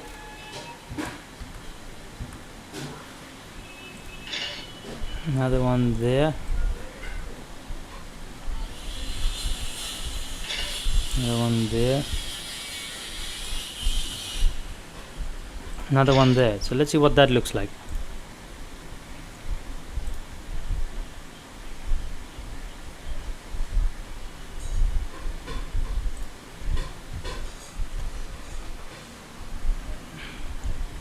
And let's make that quick.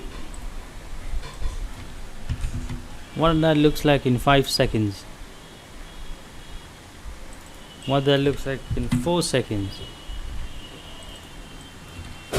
2 seconds. No, I don't like that. Let's delete a few scenes from there. For example, that one there. Yes, let's see what that looks like now.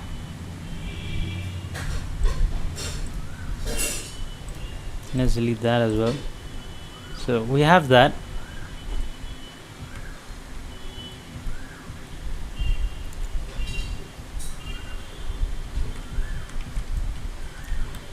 Let's have something there.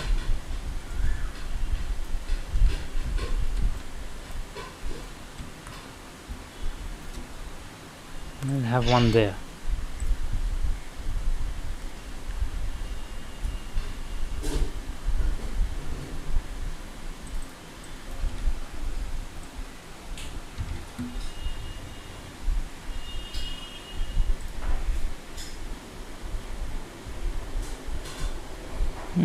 Okay, for now let's keep that there for now. Alright, so next up is, let's create some animations. Animation tab, mass move. What's mass move? So if you go into mass move, edit that. For example, anything in that path in mass move will create that object or that person to move. So for example, left click on that and left click on that, left click there, and if you recalculate path there, you will see that car. If you play that, you'll see the car moving there, but it's too slow to be honest. So let's increase that to 140 kilometers an hour. So that's the fastest they've got over here, and increase that path width somewhere there. Yeah. So now when you recalculate that and play it, so there you go. But again, it's crashing into this lane over here. How do you create extension of paths? If you hold on control, you can actually create another one here. So basically, if you hold on control there, you can create that there. And yeah, so that's that. And let's hold left click that and extend that to somewhere there. And you can even smoothen out these curves, you know, with the smoothness factor over here. So let's smoothen that out. Let's move that somewhere there. Yeah, red means it's not a smooth. Yeah, so you can go up till there. And now when you recalculate that path and play that, again, it's quite dangerous, isn't it? Let's put that there.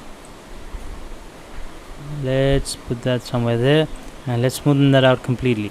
Yeah, I like that. Recalculate that, play it again, and so it just dodges the car somewhere there, and that's it. So when you're happy with that, you can add more parts if required, but for now I'm happy with that, and I just showed you how to create extension of the same path. Click on that. Let's see what it looks like when you play the animation. It's just too fast. So let's make that 3 seconds. 3.5 seconds. What that looks like now. Let's have a look.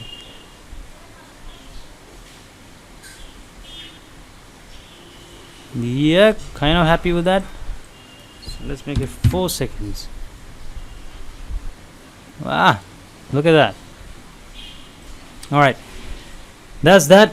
Yeah, so we need some effects for that. Let's create that. Let's copy an effect. Nah. Alright, let's take this one. Yeah, and place it there, just for now, just for your reference actually,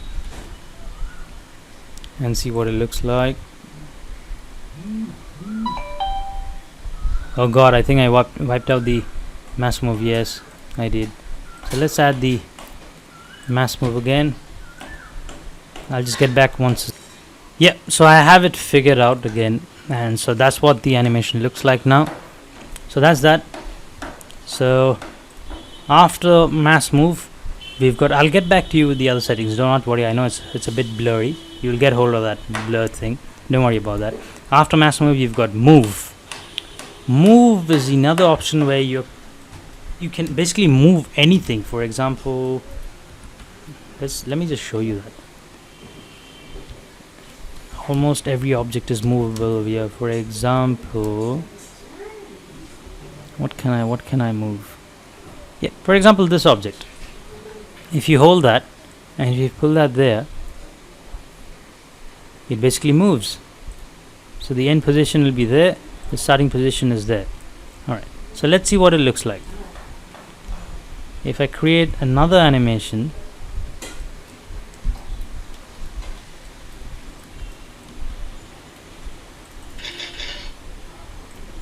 and create that move, edit,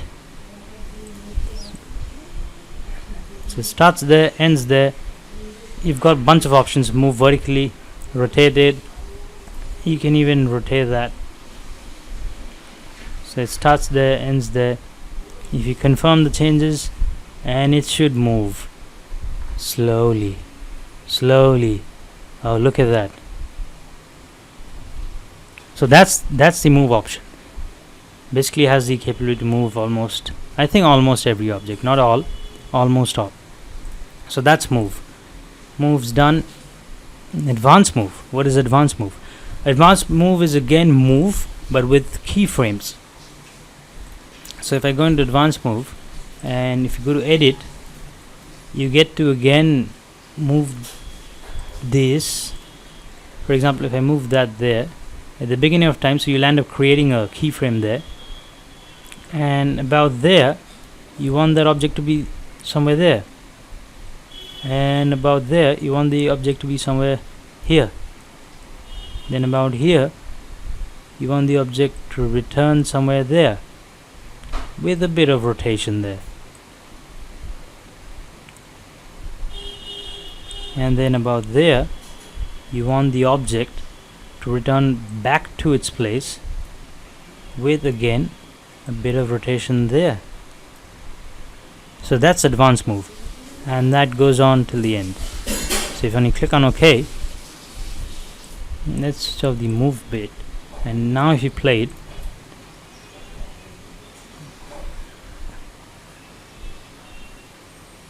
so that's advanced move. I hope you understand that now. I think this option can come in very handy for your interior animations. I mean, where you want the sofa to slide in from the side, if you view from your camera view, and you want the table to drop in from above or something like that, you can actually add the advanced move option and have that. I think you can even drop it from above. For example, about the when it starts off, basically let's have the height changed. Let's start it off from there. Let's see what it looks like. You see? That's what it looks like.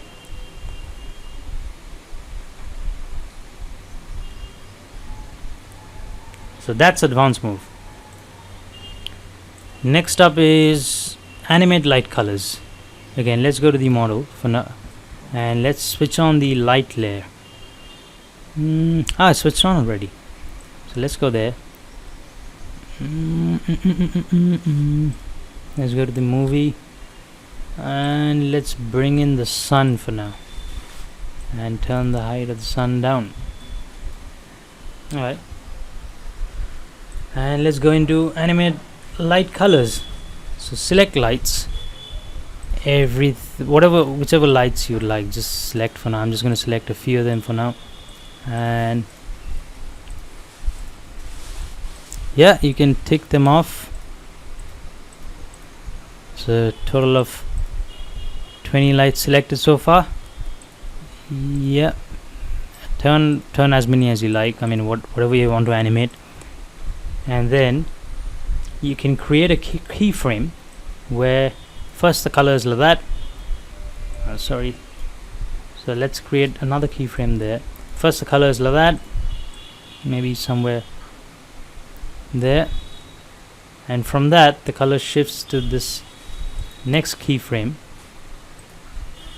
to that, and then somewhere there I want the color to change again, and create another keyframe where it comes to normal.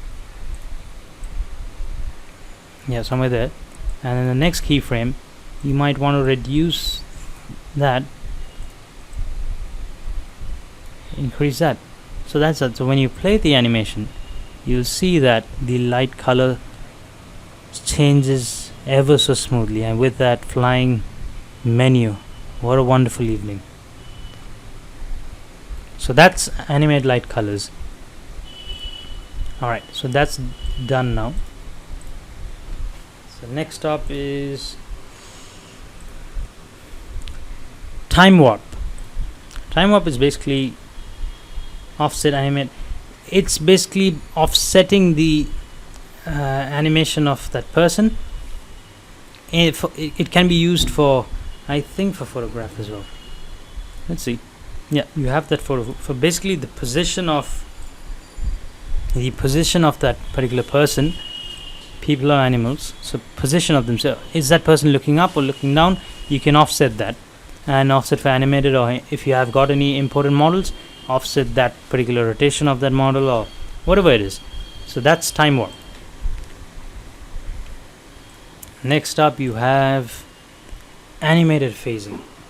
Now, what is animated phasing? It's a new feature of Lumion 11 where you can have your models come in step by step, and you can basically show the construction as well of how it's, I mean, it's a way to it's a way forward, I believe, in animation for Lumion, because other softwares had it and Lumion never had the animation phasing before, and I think it's been a game changer for a lot of people after it has come in.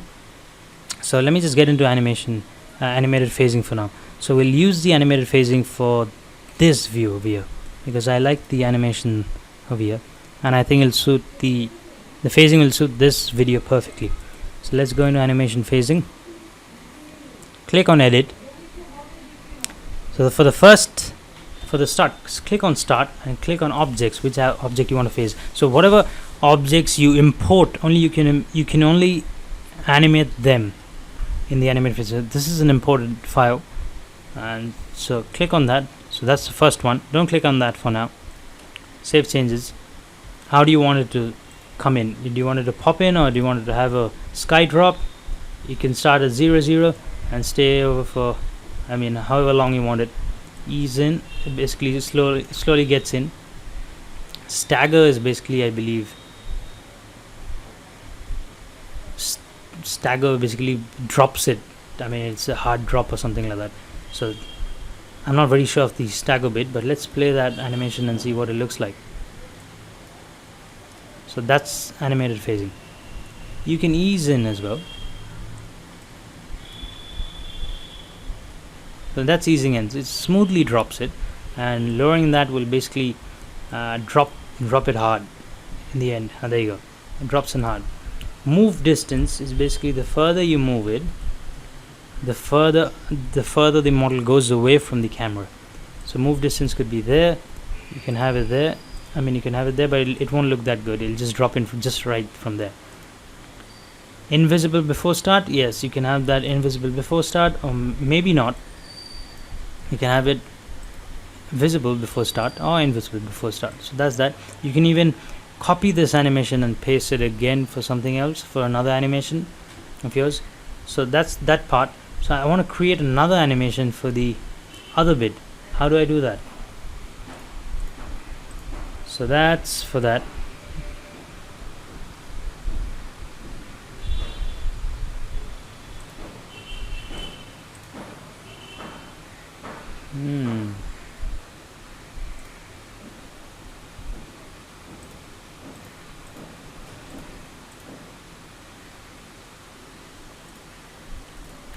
Yeah, in order to create another I know there's another imported model over here. So all you have to do is add phasing animation again. So it adds another one. And now if you click on 2 and click on select objects, and let's click on that and save changes. So you have another animation added there. So you can see that, and that pops in, and you can even shift the position of that animation somewhere there, so it doesn't pop in until this animation is done. So if you move that, see, you can see that happens after that. So that's simple phasing animation. I mean, you've got the options to try out over here, and again, it's best learned when you actually move around and play with the options by yourself. Only then you will learn the entire thing properly. So that's that. And that's animated phasing, and now that's your animation done basically. So now we're gonna go into the artistic one bit. Artistic one is an option to stylize your renders. So I'm gonna use the artistic one for my animation that I just recently created, where the car is, where the Ferrari I believe is running at 140 kilometers an hour. So let's create that. You've got color variation over here for the outlines. Then you've got transparency of the entire setting, the entire effect, the outline density, how dense, how non-dense you want your outline to be, and outline overdraw. Again, these settings are for you to try out. Overdrawing your outlines, basically you have these architectural drawings where they extend the lines and things. It's a stylized effect again. So that's that. Let's remove that. Next up is the so far you've been into a few object oriented stuff, sun, weather and things like that. So next up is the color correction, which is, I believe, one of the most important settings inside the Lumion effects. Color correction basically is, you get this in every software. You have it in Photoshop as well, but again, so Lumion has it in the effect settings. So temperature is how cold you want your scene to be, how hot you want your scene to be, how warm or cold you want your scene to be. I always set that to 0, as mentioned earlier in my previous video. And the tint is, do you want to give it a purple tint, or do you want to have a greenish tint to your scene? So I'll have again set that to 0. Vibrance is the vibrance of colors, how saturated the colors are. Vibrance is basically creates that vibrant effect of colors, basically random colors. We all say that the room looks very vibrant. So that's the effect of here. You can increase that, but I generally set that to somewhere there. Brightness is of course the brightness of your entire scene. You can set that to somewhere there. Contrast again is the contrast bit of your scene. Depending on the situation, you'll have to place your contrast depending on your model and your file.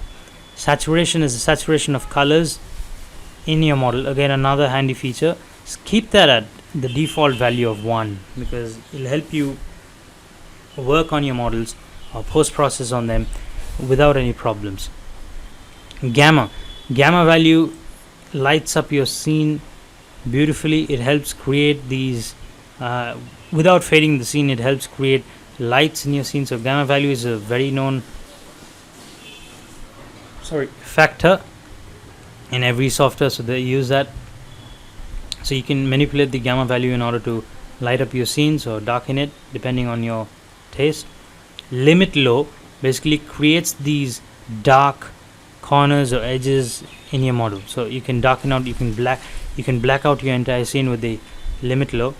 So that needs to be adjusted carefully again depending on your scene. Limit high is just the opposite. It stays up because when it's high up, it keeps the model, it controls the brightness of the model. And again, this can be manipulated to create that gloom, the gloomy effect or the bloom effect, and it can even wash out your entire render if turned down. So again, you can keep that somewhere there.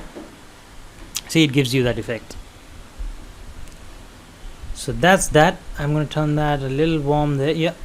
So that's color correction. Next up is pastel sketch. Again, another stylized effect. You'll have to go over these the concepts. Outline density is the same thing. Line length, how long do you want your lines to be. Outline fade out, how they're gonna fade out or not. Yeah, so they fade out and they look all soft, nice. Outline style, you've got preset styles over here already. So yeah, depending on your model, I have never used them, to be honest. These settings, I've never used pastel sketch. I'm just giving it a try just as you are looking at this video. So yeah, I've never used them, to be honest. And so I'm just going to turn that off. Next up is text. Text is an important feature actually. I kind of like it if you want to highlight something up in your model and give it a text mentioning what that particular model is. You can use this text feature. You can actually type down something, for example, my fast car. For this one, you can go into edit, and you have these pre-made files which you can select either one of them. So let's select that, have it in the middle. You can even position them. You can have the handwriting the way you like it. So yeah, I'll just use that for now. Set the color of my handwriting to be dark. You can even add an image. You can add a logo or something if required. So let's find an image then. Alright, let's go to downloads. Beautiful. I'm gonna drop that image there for sure. Keep the image on the left hand side. Click on OK. Yeah. Start at in the beginning itself. Duration for that long. In and out duration when it's gonna come in to the model. Size of the text. My fast car. The size of the logo. So the moment you play that, there you go. My fast car. I don't like the handwriting though. Let's set that to that. How about that? And let's create size there. Yeah, for example, you want to have that there. You can even shift that to the left, middle left or top left. Click on OK. It should be on top there. Or you can have that to, let's keep that middle left so everyone can see it. There you go. So now when you run the animation, it starts in the beginning. It's still my fast car. You can even delay the start time in percentage. So it starts there. There you go. My fast car. So that's text. I believe I've gotten through to you this setting, and you can go ahead and give it a try and manipulate it to your needs. So next up is image overlay. I've used this feature for a while now for creating abstraction to my own renders. So if you go into photo mode and go back to this scene over here, and for example I want to highlight this part of my model. I do not want this excess bit, so I've created a blacked out. So what you do is basically you go into Photoshop and you create a file which, let me just show you that what I'm trying to say.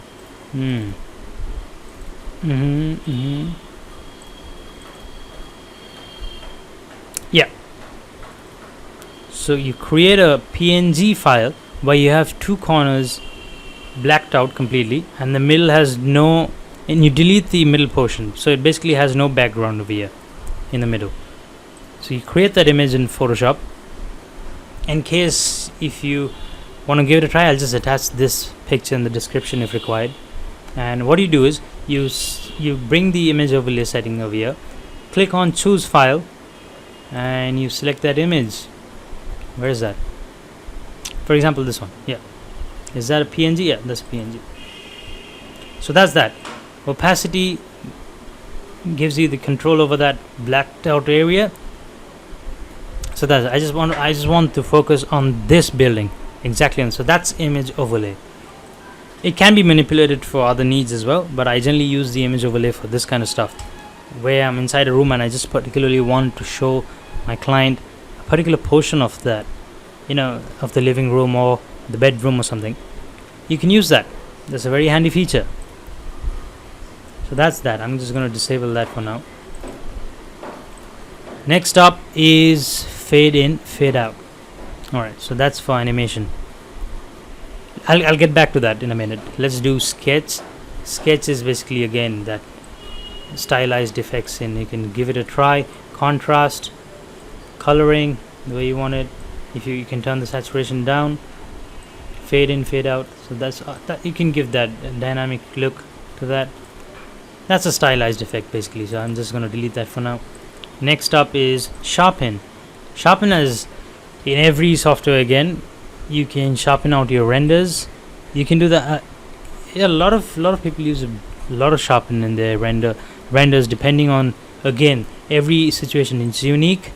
And if you want your render to be soft, you can turn that down, and if you want that control of sharpness in the post-production bit, you can do it in Photoshop. But that's given in Lumion just for your information, so you can use that there. So that's that. And then after sharpen, you've got painting. You just make, again, another effect. You can give it a try. I'm not going to mess around with this one. Details, adds in details. It looks like an oil painting now. Random offset, it offsets. Again, stylized effects these are. So that's painting.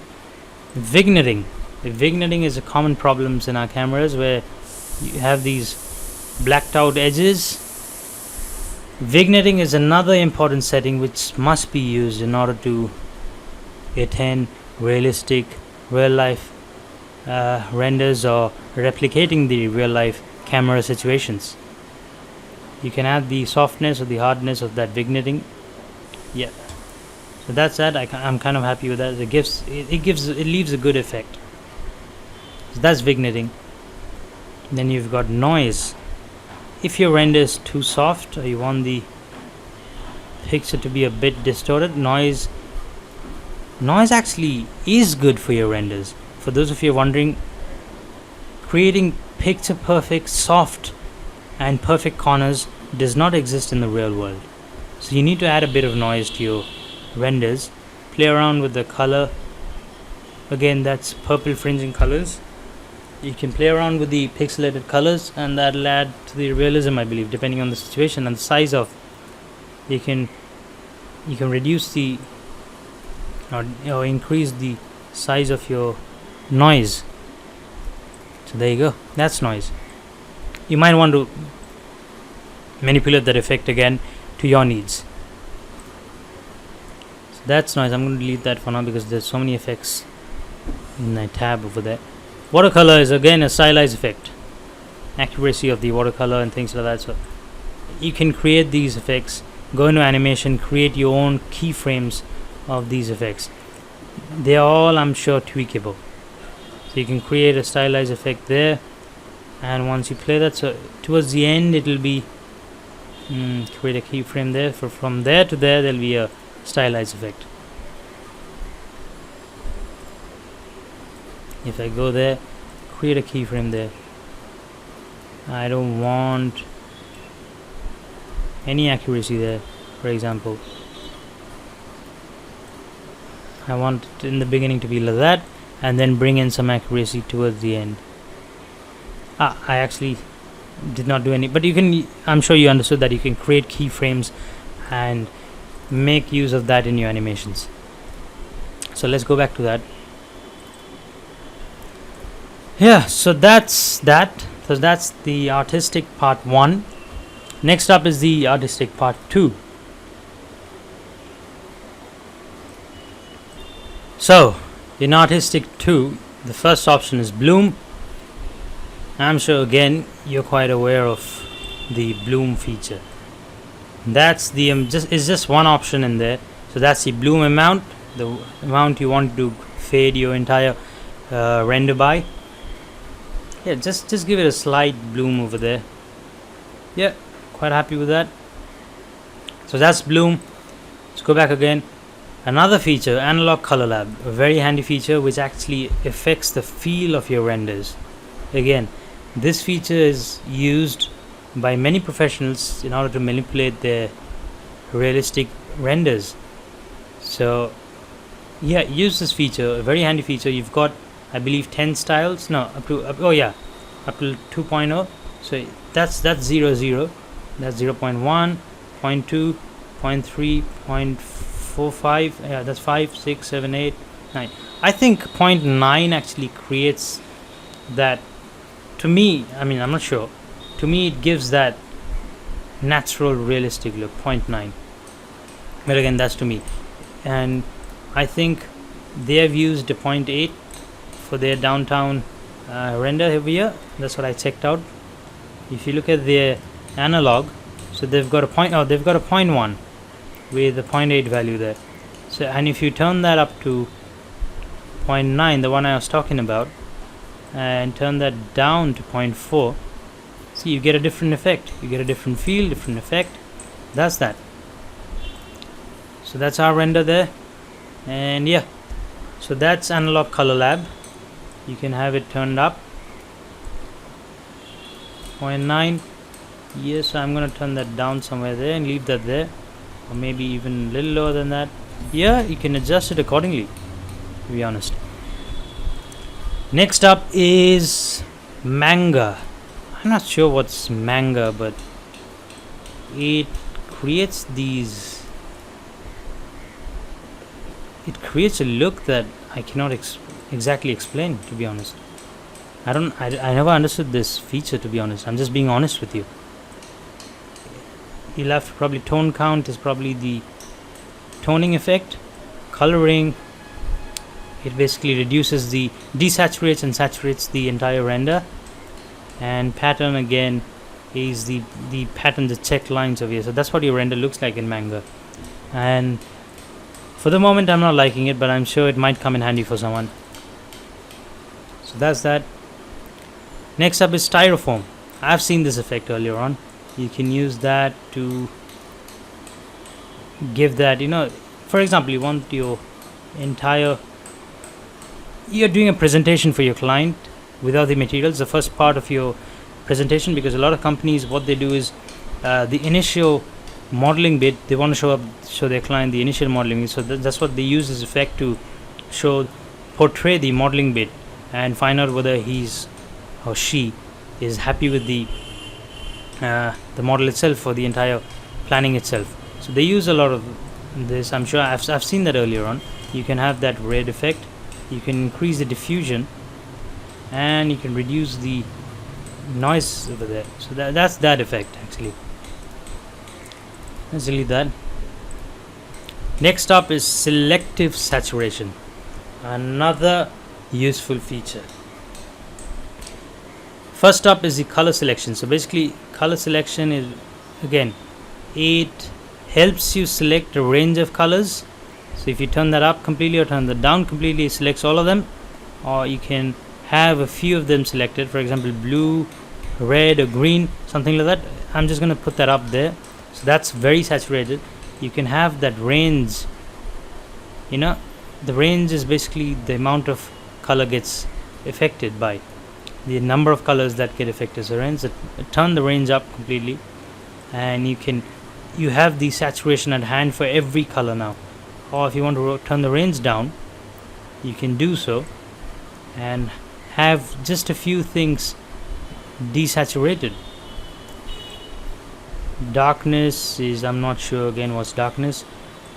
Residual color desaturation, again completely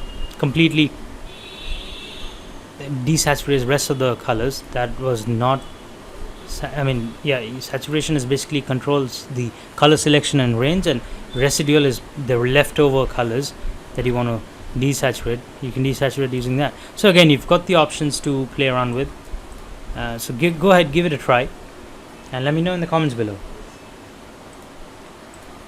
Next up is bleach. Bleach basically bleaches your painting. It basically takes away the entire color from your render, and yeah, you can give it a bit of bleach over here. Yeah, slight bleach is enough. So that's bleach. I have nothing more to say about bleach. Cartoon effect is of course another stylized effect, gives you that cartoon outline transparency. Posterize mount, the way you want your render to look like. Posterize back level, saturation of the colors again, and fill to white. So again, you have to play with that. You can even animate that. So let's go back to animation and give that a try. Where is that cartoon effect here? So I want my render to start off like that. Somewhere there I want my outline width to completely fade, posterize amount to completely go away, posterize curve as well to go away, saturation somewhere there. You'll have to create keyframes for all of them to take effect actually. Then fill to white or whatever you want to keep the saturation somewhere there. So let's see what that looks like. Starts off with that effect and ends with a realistic view. So that's that. Yeah, they can be manipulated. So let's delete that for now, because the next effect, I find that another important effect actually, to be honest. Material highlight. So material highlight, what is it? Material highlight is basically used when you want to highlight a certain part of your render and render them in order to bring that to notice. For example, the car. If you click on edit, and if you click on the car over here, and you can even set the color range over here to somewhere there. Yeah, I like it there. So you're highlighting the car, and you've got two styles. So I like that style, for example. So it'll actually render. So every time you pause, see, you've got that highlighted amount there. See, so it'll eventually render that way. So that's material highlight. Next up, you've got blueprint. Again, blueprint is another important feature. I've seen many people use that, and yeah, it's a very useful feature actually, especially in animation. It can come in handy. So let's create a good blueprint animation. What do? Create 2 keyframes, set the grid somewhere there. Yeah, I'm quite happy with that. So that's your first keyframe. That's the phasing bit. Yeah, let's start from there actually. Let's create another keyframe here and have the phasing bit somewhere there. Come down there. Now I want that phasing to slowly take effect. Somewhere there. Move down somewhere there. Create a keyframe there. Almost have that fade out there. So after that, I'm just going to set the phasing over here, then move that by, let's finish it off over here by that much. Yeah, there somewhere. Create another keyframe over there and wipe out the entire phasing there. So that's that. Wait, let me remove that building, to be honest. So if you just play the animation for now, so that's what it looks like.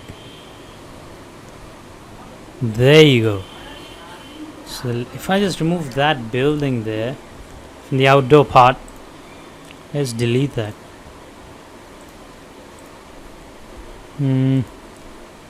If I go into animation now,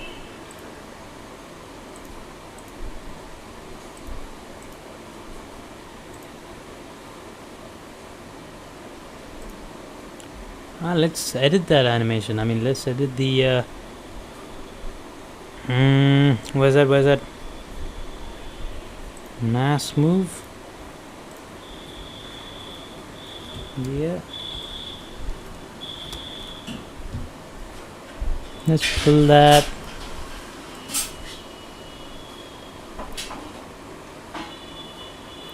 Just for the fun of it. I mean, that's how it's going to look like. But anyway, let's have a look.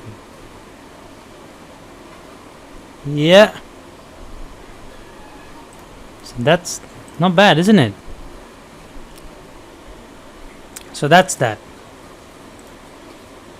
Yeah, so next up after the blueprint is oil painting. Again, it's another painting style and a stylized effect which can be used with your model, hard edges and things like that. So yeah, that's another effect you can give a try if required. And so yeah, now that we have the artistic 2 covered, we just left out with one more tab. There's the advanced tab. By the way,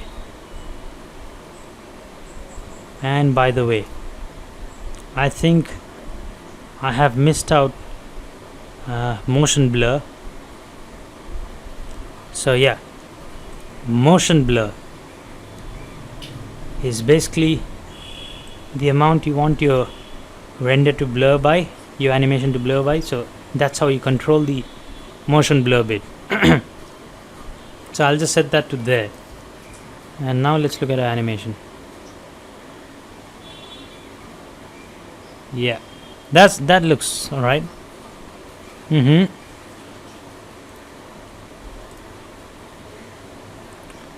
That's that.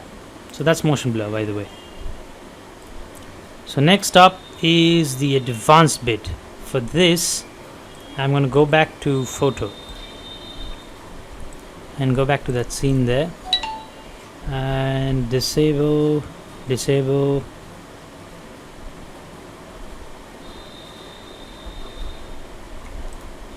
cartoon effect.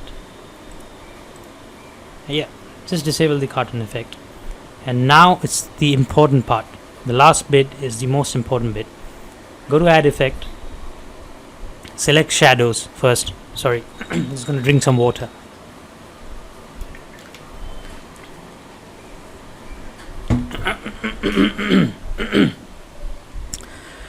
So the shadow effect, what does it have? First of all, you've got the sun shadow range.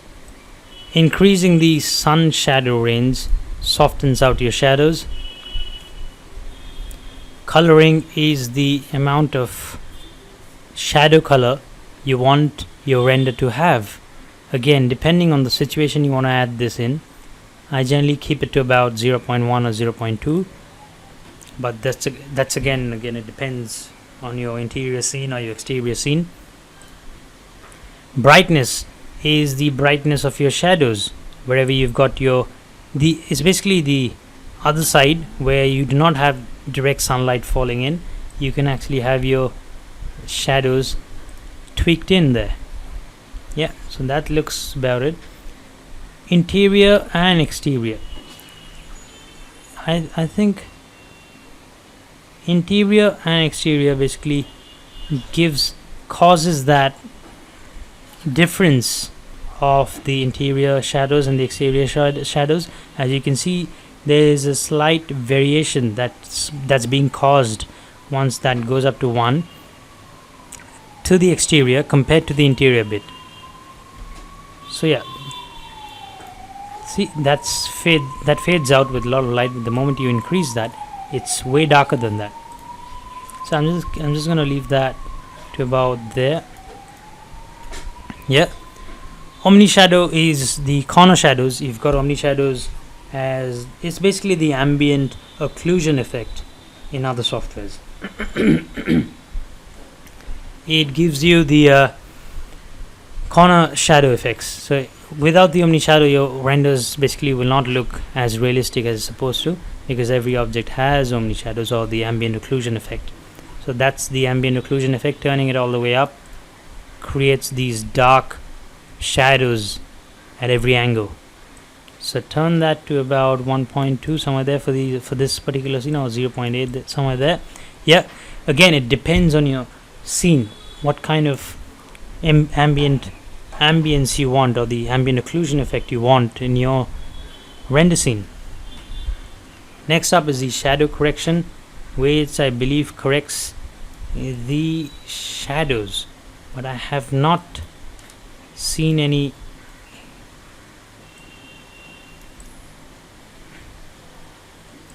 Let's set that to ultra sharp. Let's turn off the depth of field for now.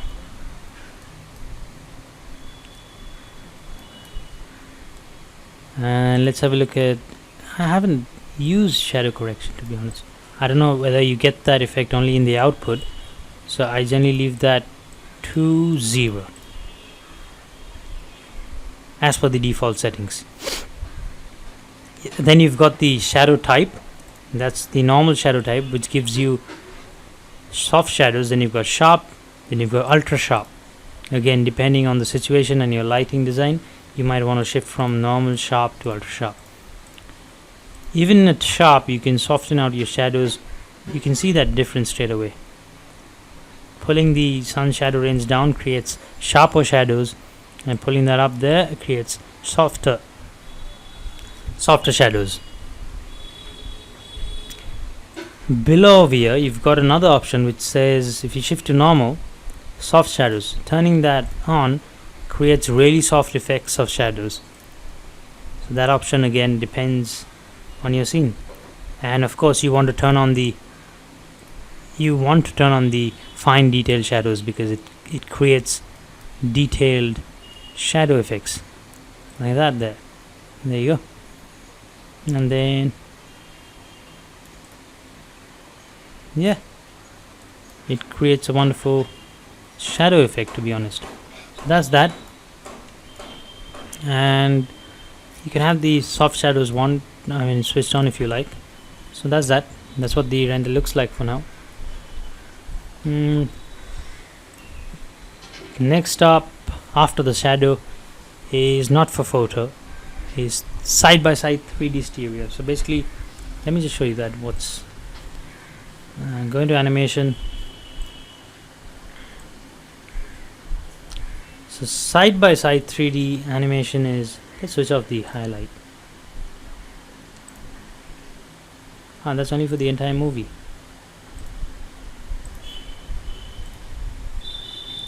So you can set the eye distance over here, the focus distance as per your needs, and you can set into right. So basically it's the right eye and the left eye, and basically it renders two continuous images, the frames. So I think it's generally used for VRs, for those who are into this virtual reality worlds and you want to have in that goggles up your eyes and you want to experience that virtual world. So it's for that. I think they have got this side by side 3D stereo. It's for both your eyes for that effect. So that's that. The next one is reflection, another very important setting. Under reflection you've got edit reflection. So basically you can add in reflection planes which gives you the highest control, or which creates the best reflection details possible. So use them generally for glass or water. So yeah, you can add planes by that. Add plane. Let's go for that glass bit there. Let's go for the other glass bit there. Let's go for the side glasses there. That there. But remember, every plane that you add adds 50% to your render timings. So it's basically 1.5 times your render time. As per Lumion, it slows down your render times because it needs to calculate on every plane. So it carries out detailed calculations on every plane. So be aware of that. And there's another option over here which is called the reflection threshold slider there. So increasing the reflection threshold actually covers a larger area. So you basically create detailed shadows, detailed reflections for larger planes. So that's that. And you also have an option over here which automatically detects reflective surfaces and it places plane reflections there, reflection planes on that surface. So I'm just going to go with the custom, the ones that I added. Click on OK. And if you click on, and also you've got another one. So speed ray reflection is basically in between the reflection planes value and your lowest reflection quality. So I think speed rate does not add that much to the render times, but it does render out pretty good shadows, to be honest. Let me just show you that what I'm trying to say. If you add in the precipitation effect over here for now and turn that down, go into reflection, and if I switch off speed ray, see, even if you keep that on high, it does not create that realistic effect. But the moment you turn on speed ray, you've got these live reflection of the entire view. So another useful setting, see, and of course you've got your reflection planes, those will add to your render times, but they create the most detailed reflections. So yeah, quite happy with that. So now let's turn the viewing quality to low for now. So reflection is done, I believe. Yeah, it's done. Next up is the print poster enhancer. What is the print poster enhancer? When enabled, for those of you rendering 4K or 7K, 4K or 2K or 4K images, using this option will actually denoise your renders. But again, I still found a problem with the print poster effect for rendering 4K images when I was rendering the largest size. Let me just show you what happened while doing that, and that is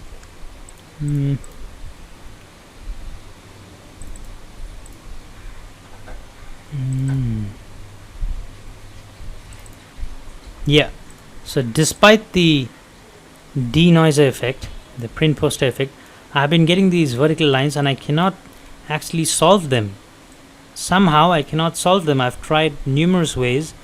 It just doesn't go away, and it adds to these renders. So this is a poster print render, and it just doesn't go away. I don't know if it's a bug which Lumion should address, I believe, because while zooming in it is quite visible, to be honest. Although far away it's not visible and it's a high-end render, but then it should not be pixelating like that. I think Lumion should fix that. That's the only problem I had so far. If you have a solution for that, please let me know in the comments below, because I have not found a solution for that yet. Thank you. So that's print poster enabled, like it denoises your 4K or 7K or whatever the render size for the last 2-bit, not for the HD render. So it basically denoises the 4K and the 7K renders. Next up is next up is the skylight. The skylight is the amount of brightness you want the sky to add to your renders, and of course the skylight saturation is basically that bluish tint that it adds to your renders. So you can have that turned down if required, if you do not need that much of skylight in your render. But for now I'll just keep it somewhere. I'll just leave that to the default value, and that's the brightness of the sky basically over there. And yeah, so that's that. Why is the sky so, it's bleaching my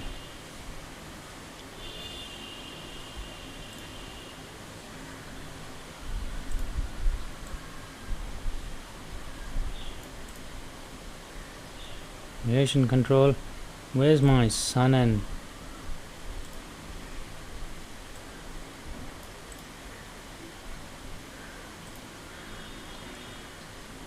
fog effect is turned down? So yeah, so you've got the brightness, the saturation, and next up is the skylight in planar reflections and skylight in projected reflection. My understanding is that skylight in planar reflection is the planar values, the planes, number of planes we use for our reflections. So you basically will have skylight on that. And skylight in projected reflections, I've actually pulled out. If you go to the Lumion help page, knowledge base, movie and photo mode questions, how do planar reflections work? So planar reflections are very accurate on planar surfaces but renders slowly. Yeah, so projected reflections are not very accurate on any surface but renders very fast. Speed ray reflections, Lumion Pro only, that is mostly accurate on any surface and renders fast. So that's the difference, by the way. I just wanted to explain that to you. For the skylight bit, how do projected reflections work? So that's what is projected reflection. Projected reflections are the default reflection type in Lumion. They are assigned to reflective surfaces that are not affected by planar reflections and speed reflections. So you may switch that on. So you might want to have that on for your renders. And I sometimes turn off the skylight and planar reflection value because I find it useful. Again, depending on the situation, I do that. And render quality of the skylight, you can set it to high. It gives good enough results with the high itself, but you can go to ultra if required. So that's the skylight setting. Play around with it. If you give it a saturation of 2, you'll see that bluish effect. If you bring down the saturation completely, it'll just not have any effect in the skylight. So leave it about there for now. Yeah, that looks good. So next up after skylight is hyperlight. Hyperlight, if you do not understand what's hyperlight, just for those of you if you're using different 3D softwares, hyperlight is basically the secondary bounce. That's what I understand hyperlight as. That's my understanding of the hyperlight. You can enable that in preview, and you can set the amount of hyperlight or the secondary bounce in your render. So you can have that turned up there, and it'll just increase the number of secondary bounce as you increase that. Again, depending on the situation, you might want to use that. That's hyperlight. Next up is near clip plane. Near clip plane is basically clipping distance from your camera. So the near clipping plane. So it basically, see, if you do not want that to show up in your render, you can just delete her off like that by clipping her off from there. So that's the use of near clip plane. There's nothing to explain in there, to be honest. And last off, this feature is taxing on your graphics card, but another handy feature which can help you improve the brightness of your lights, can add to the render time, and can add to the quality of the render as well, of course. Global illumination. Global illumination is basically, every software has GI. With the help of GI, you basically light up your scenes perfectly and things like that. So yeah, use this option, select lights, and for example I'm going to select these lights, just a few of them.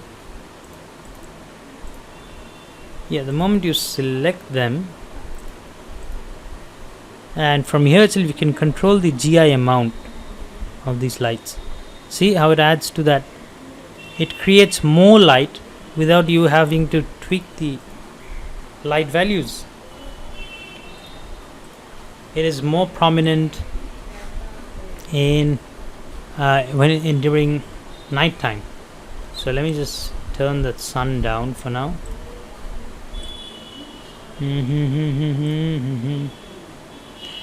If I turn the sun height down, and if you go to objects and layer visibility and turn on spotlights, sorry about that, then go into global illumination, edit lights.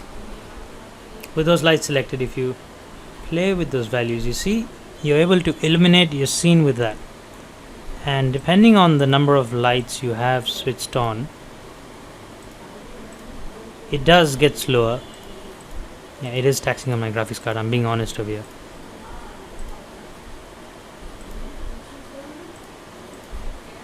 So let's switch a few of these on.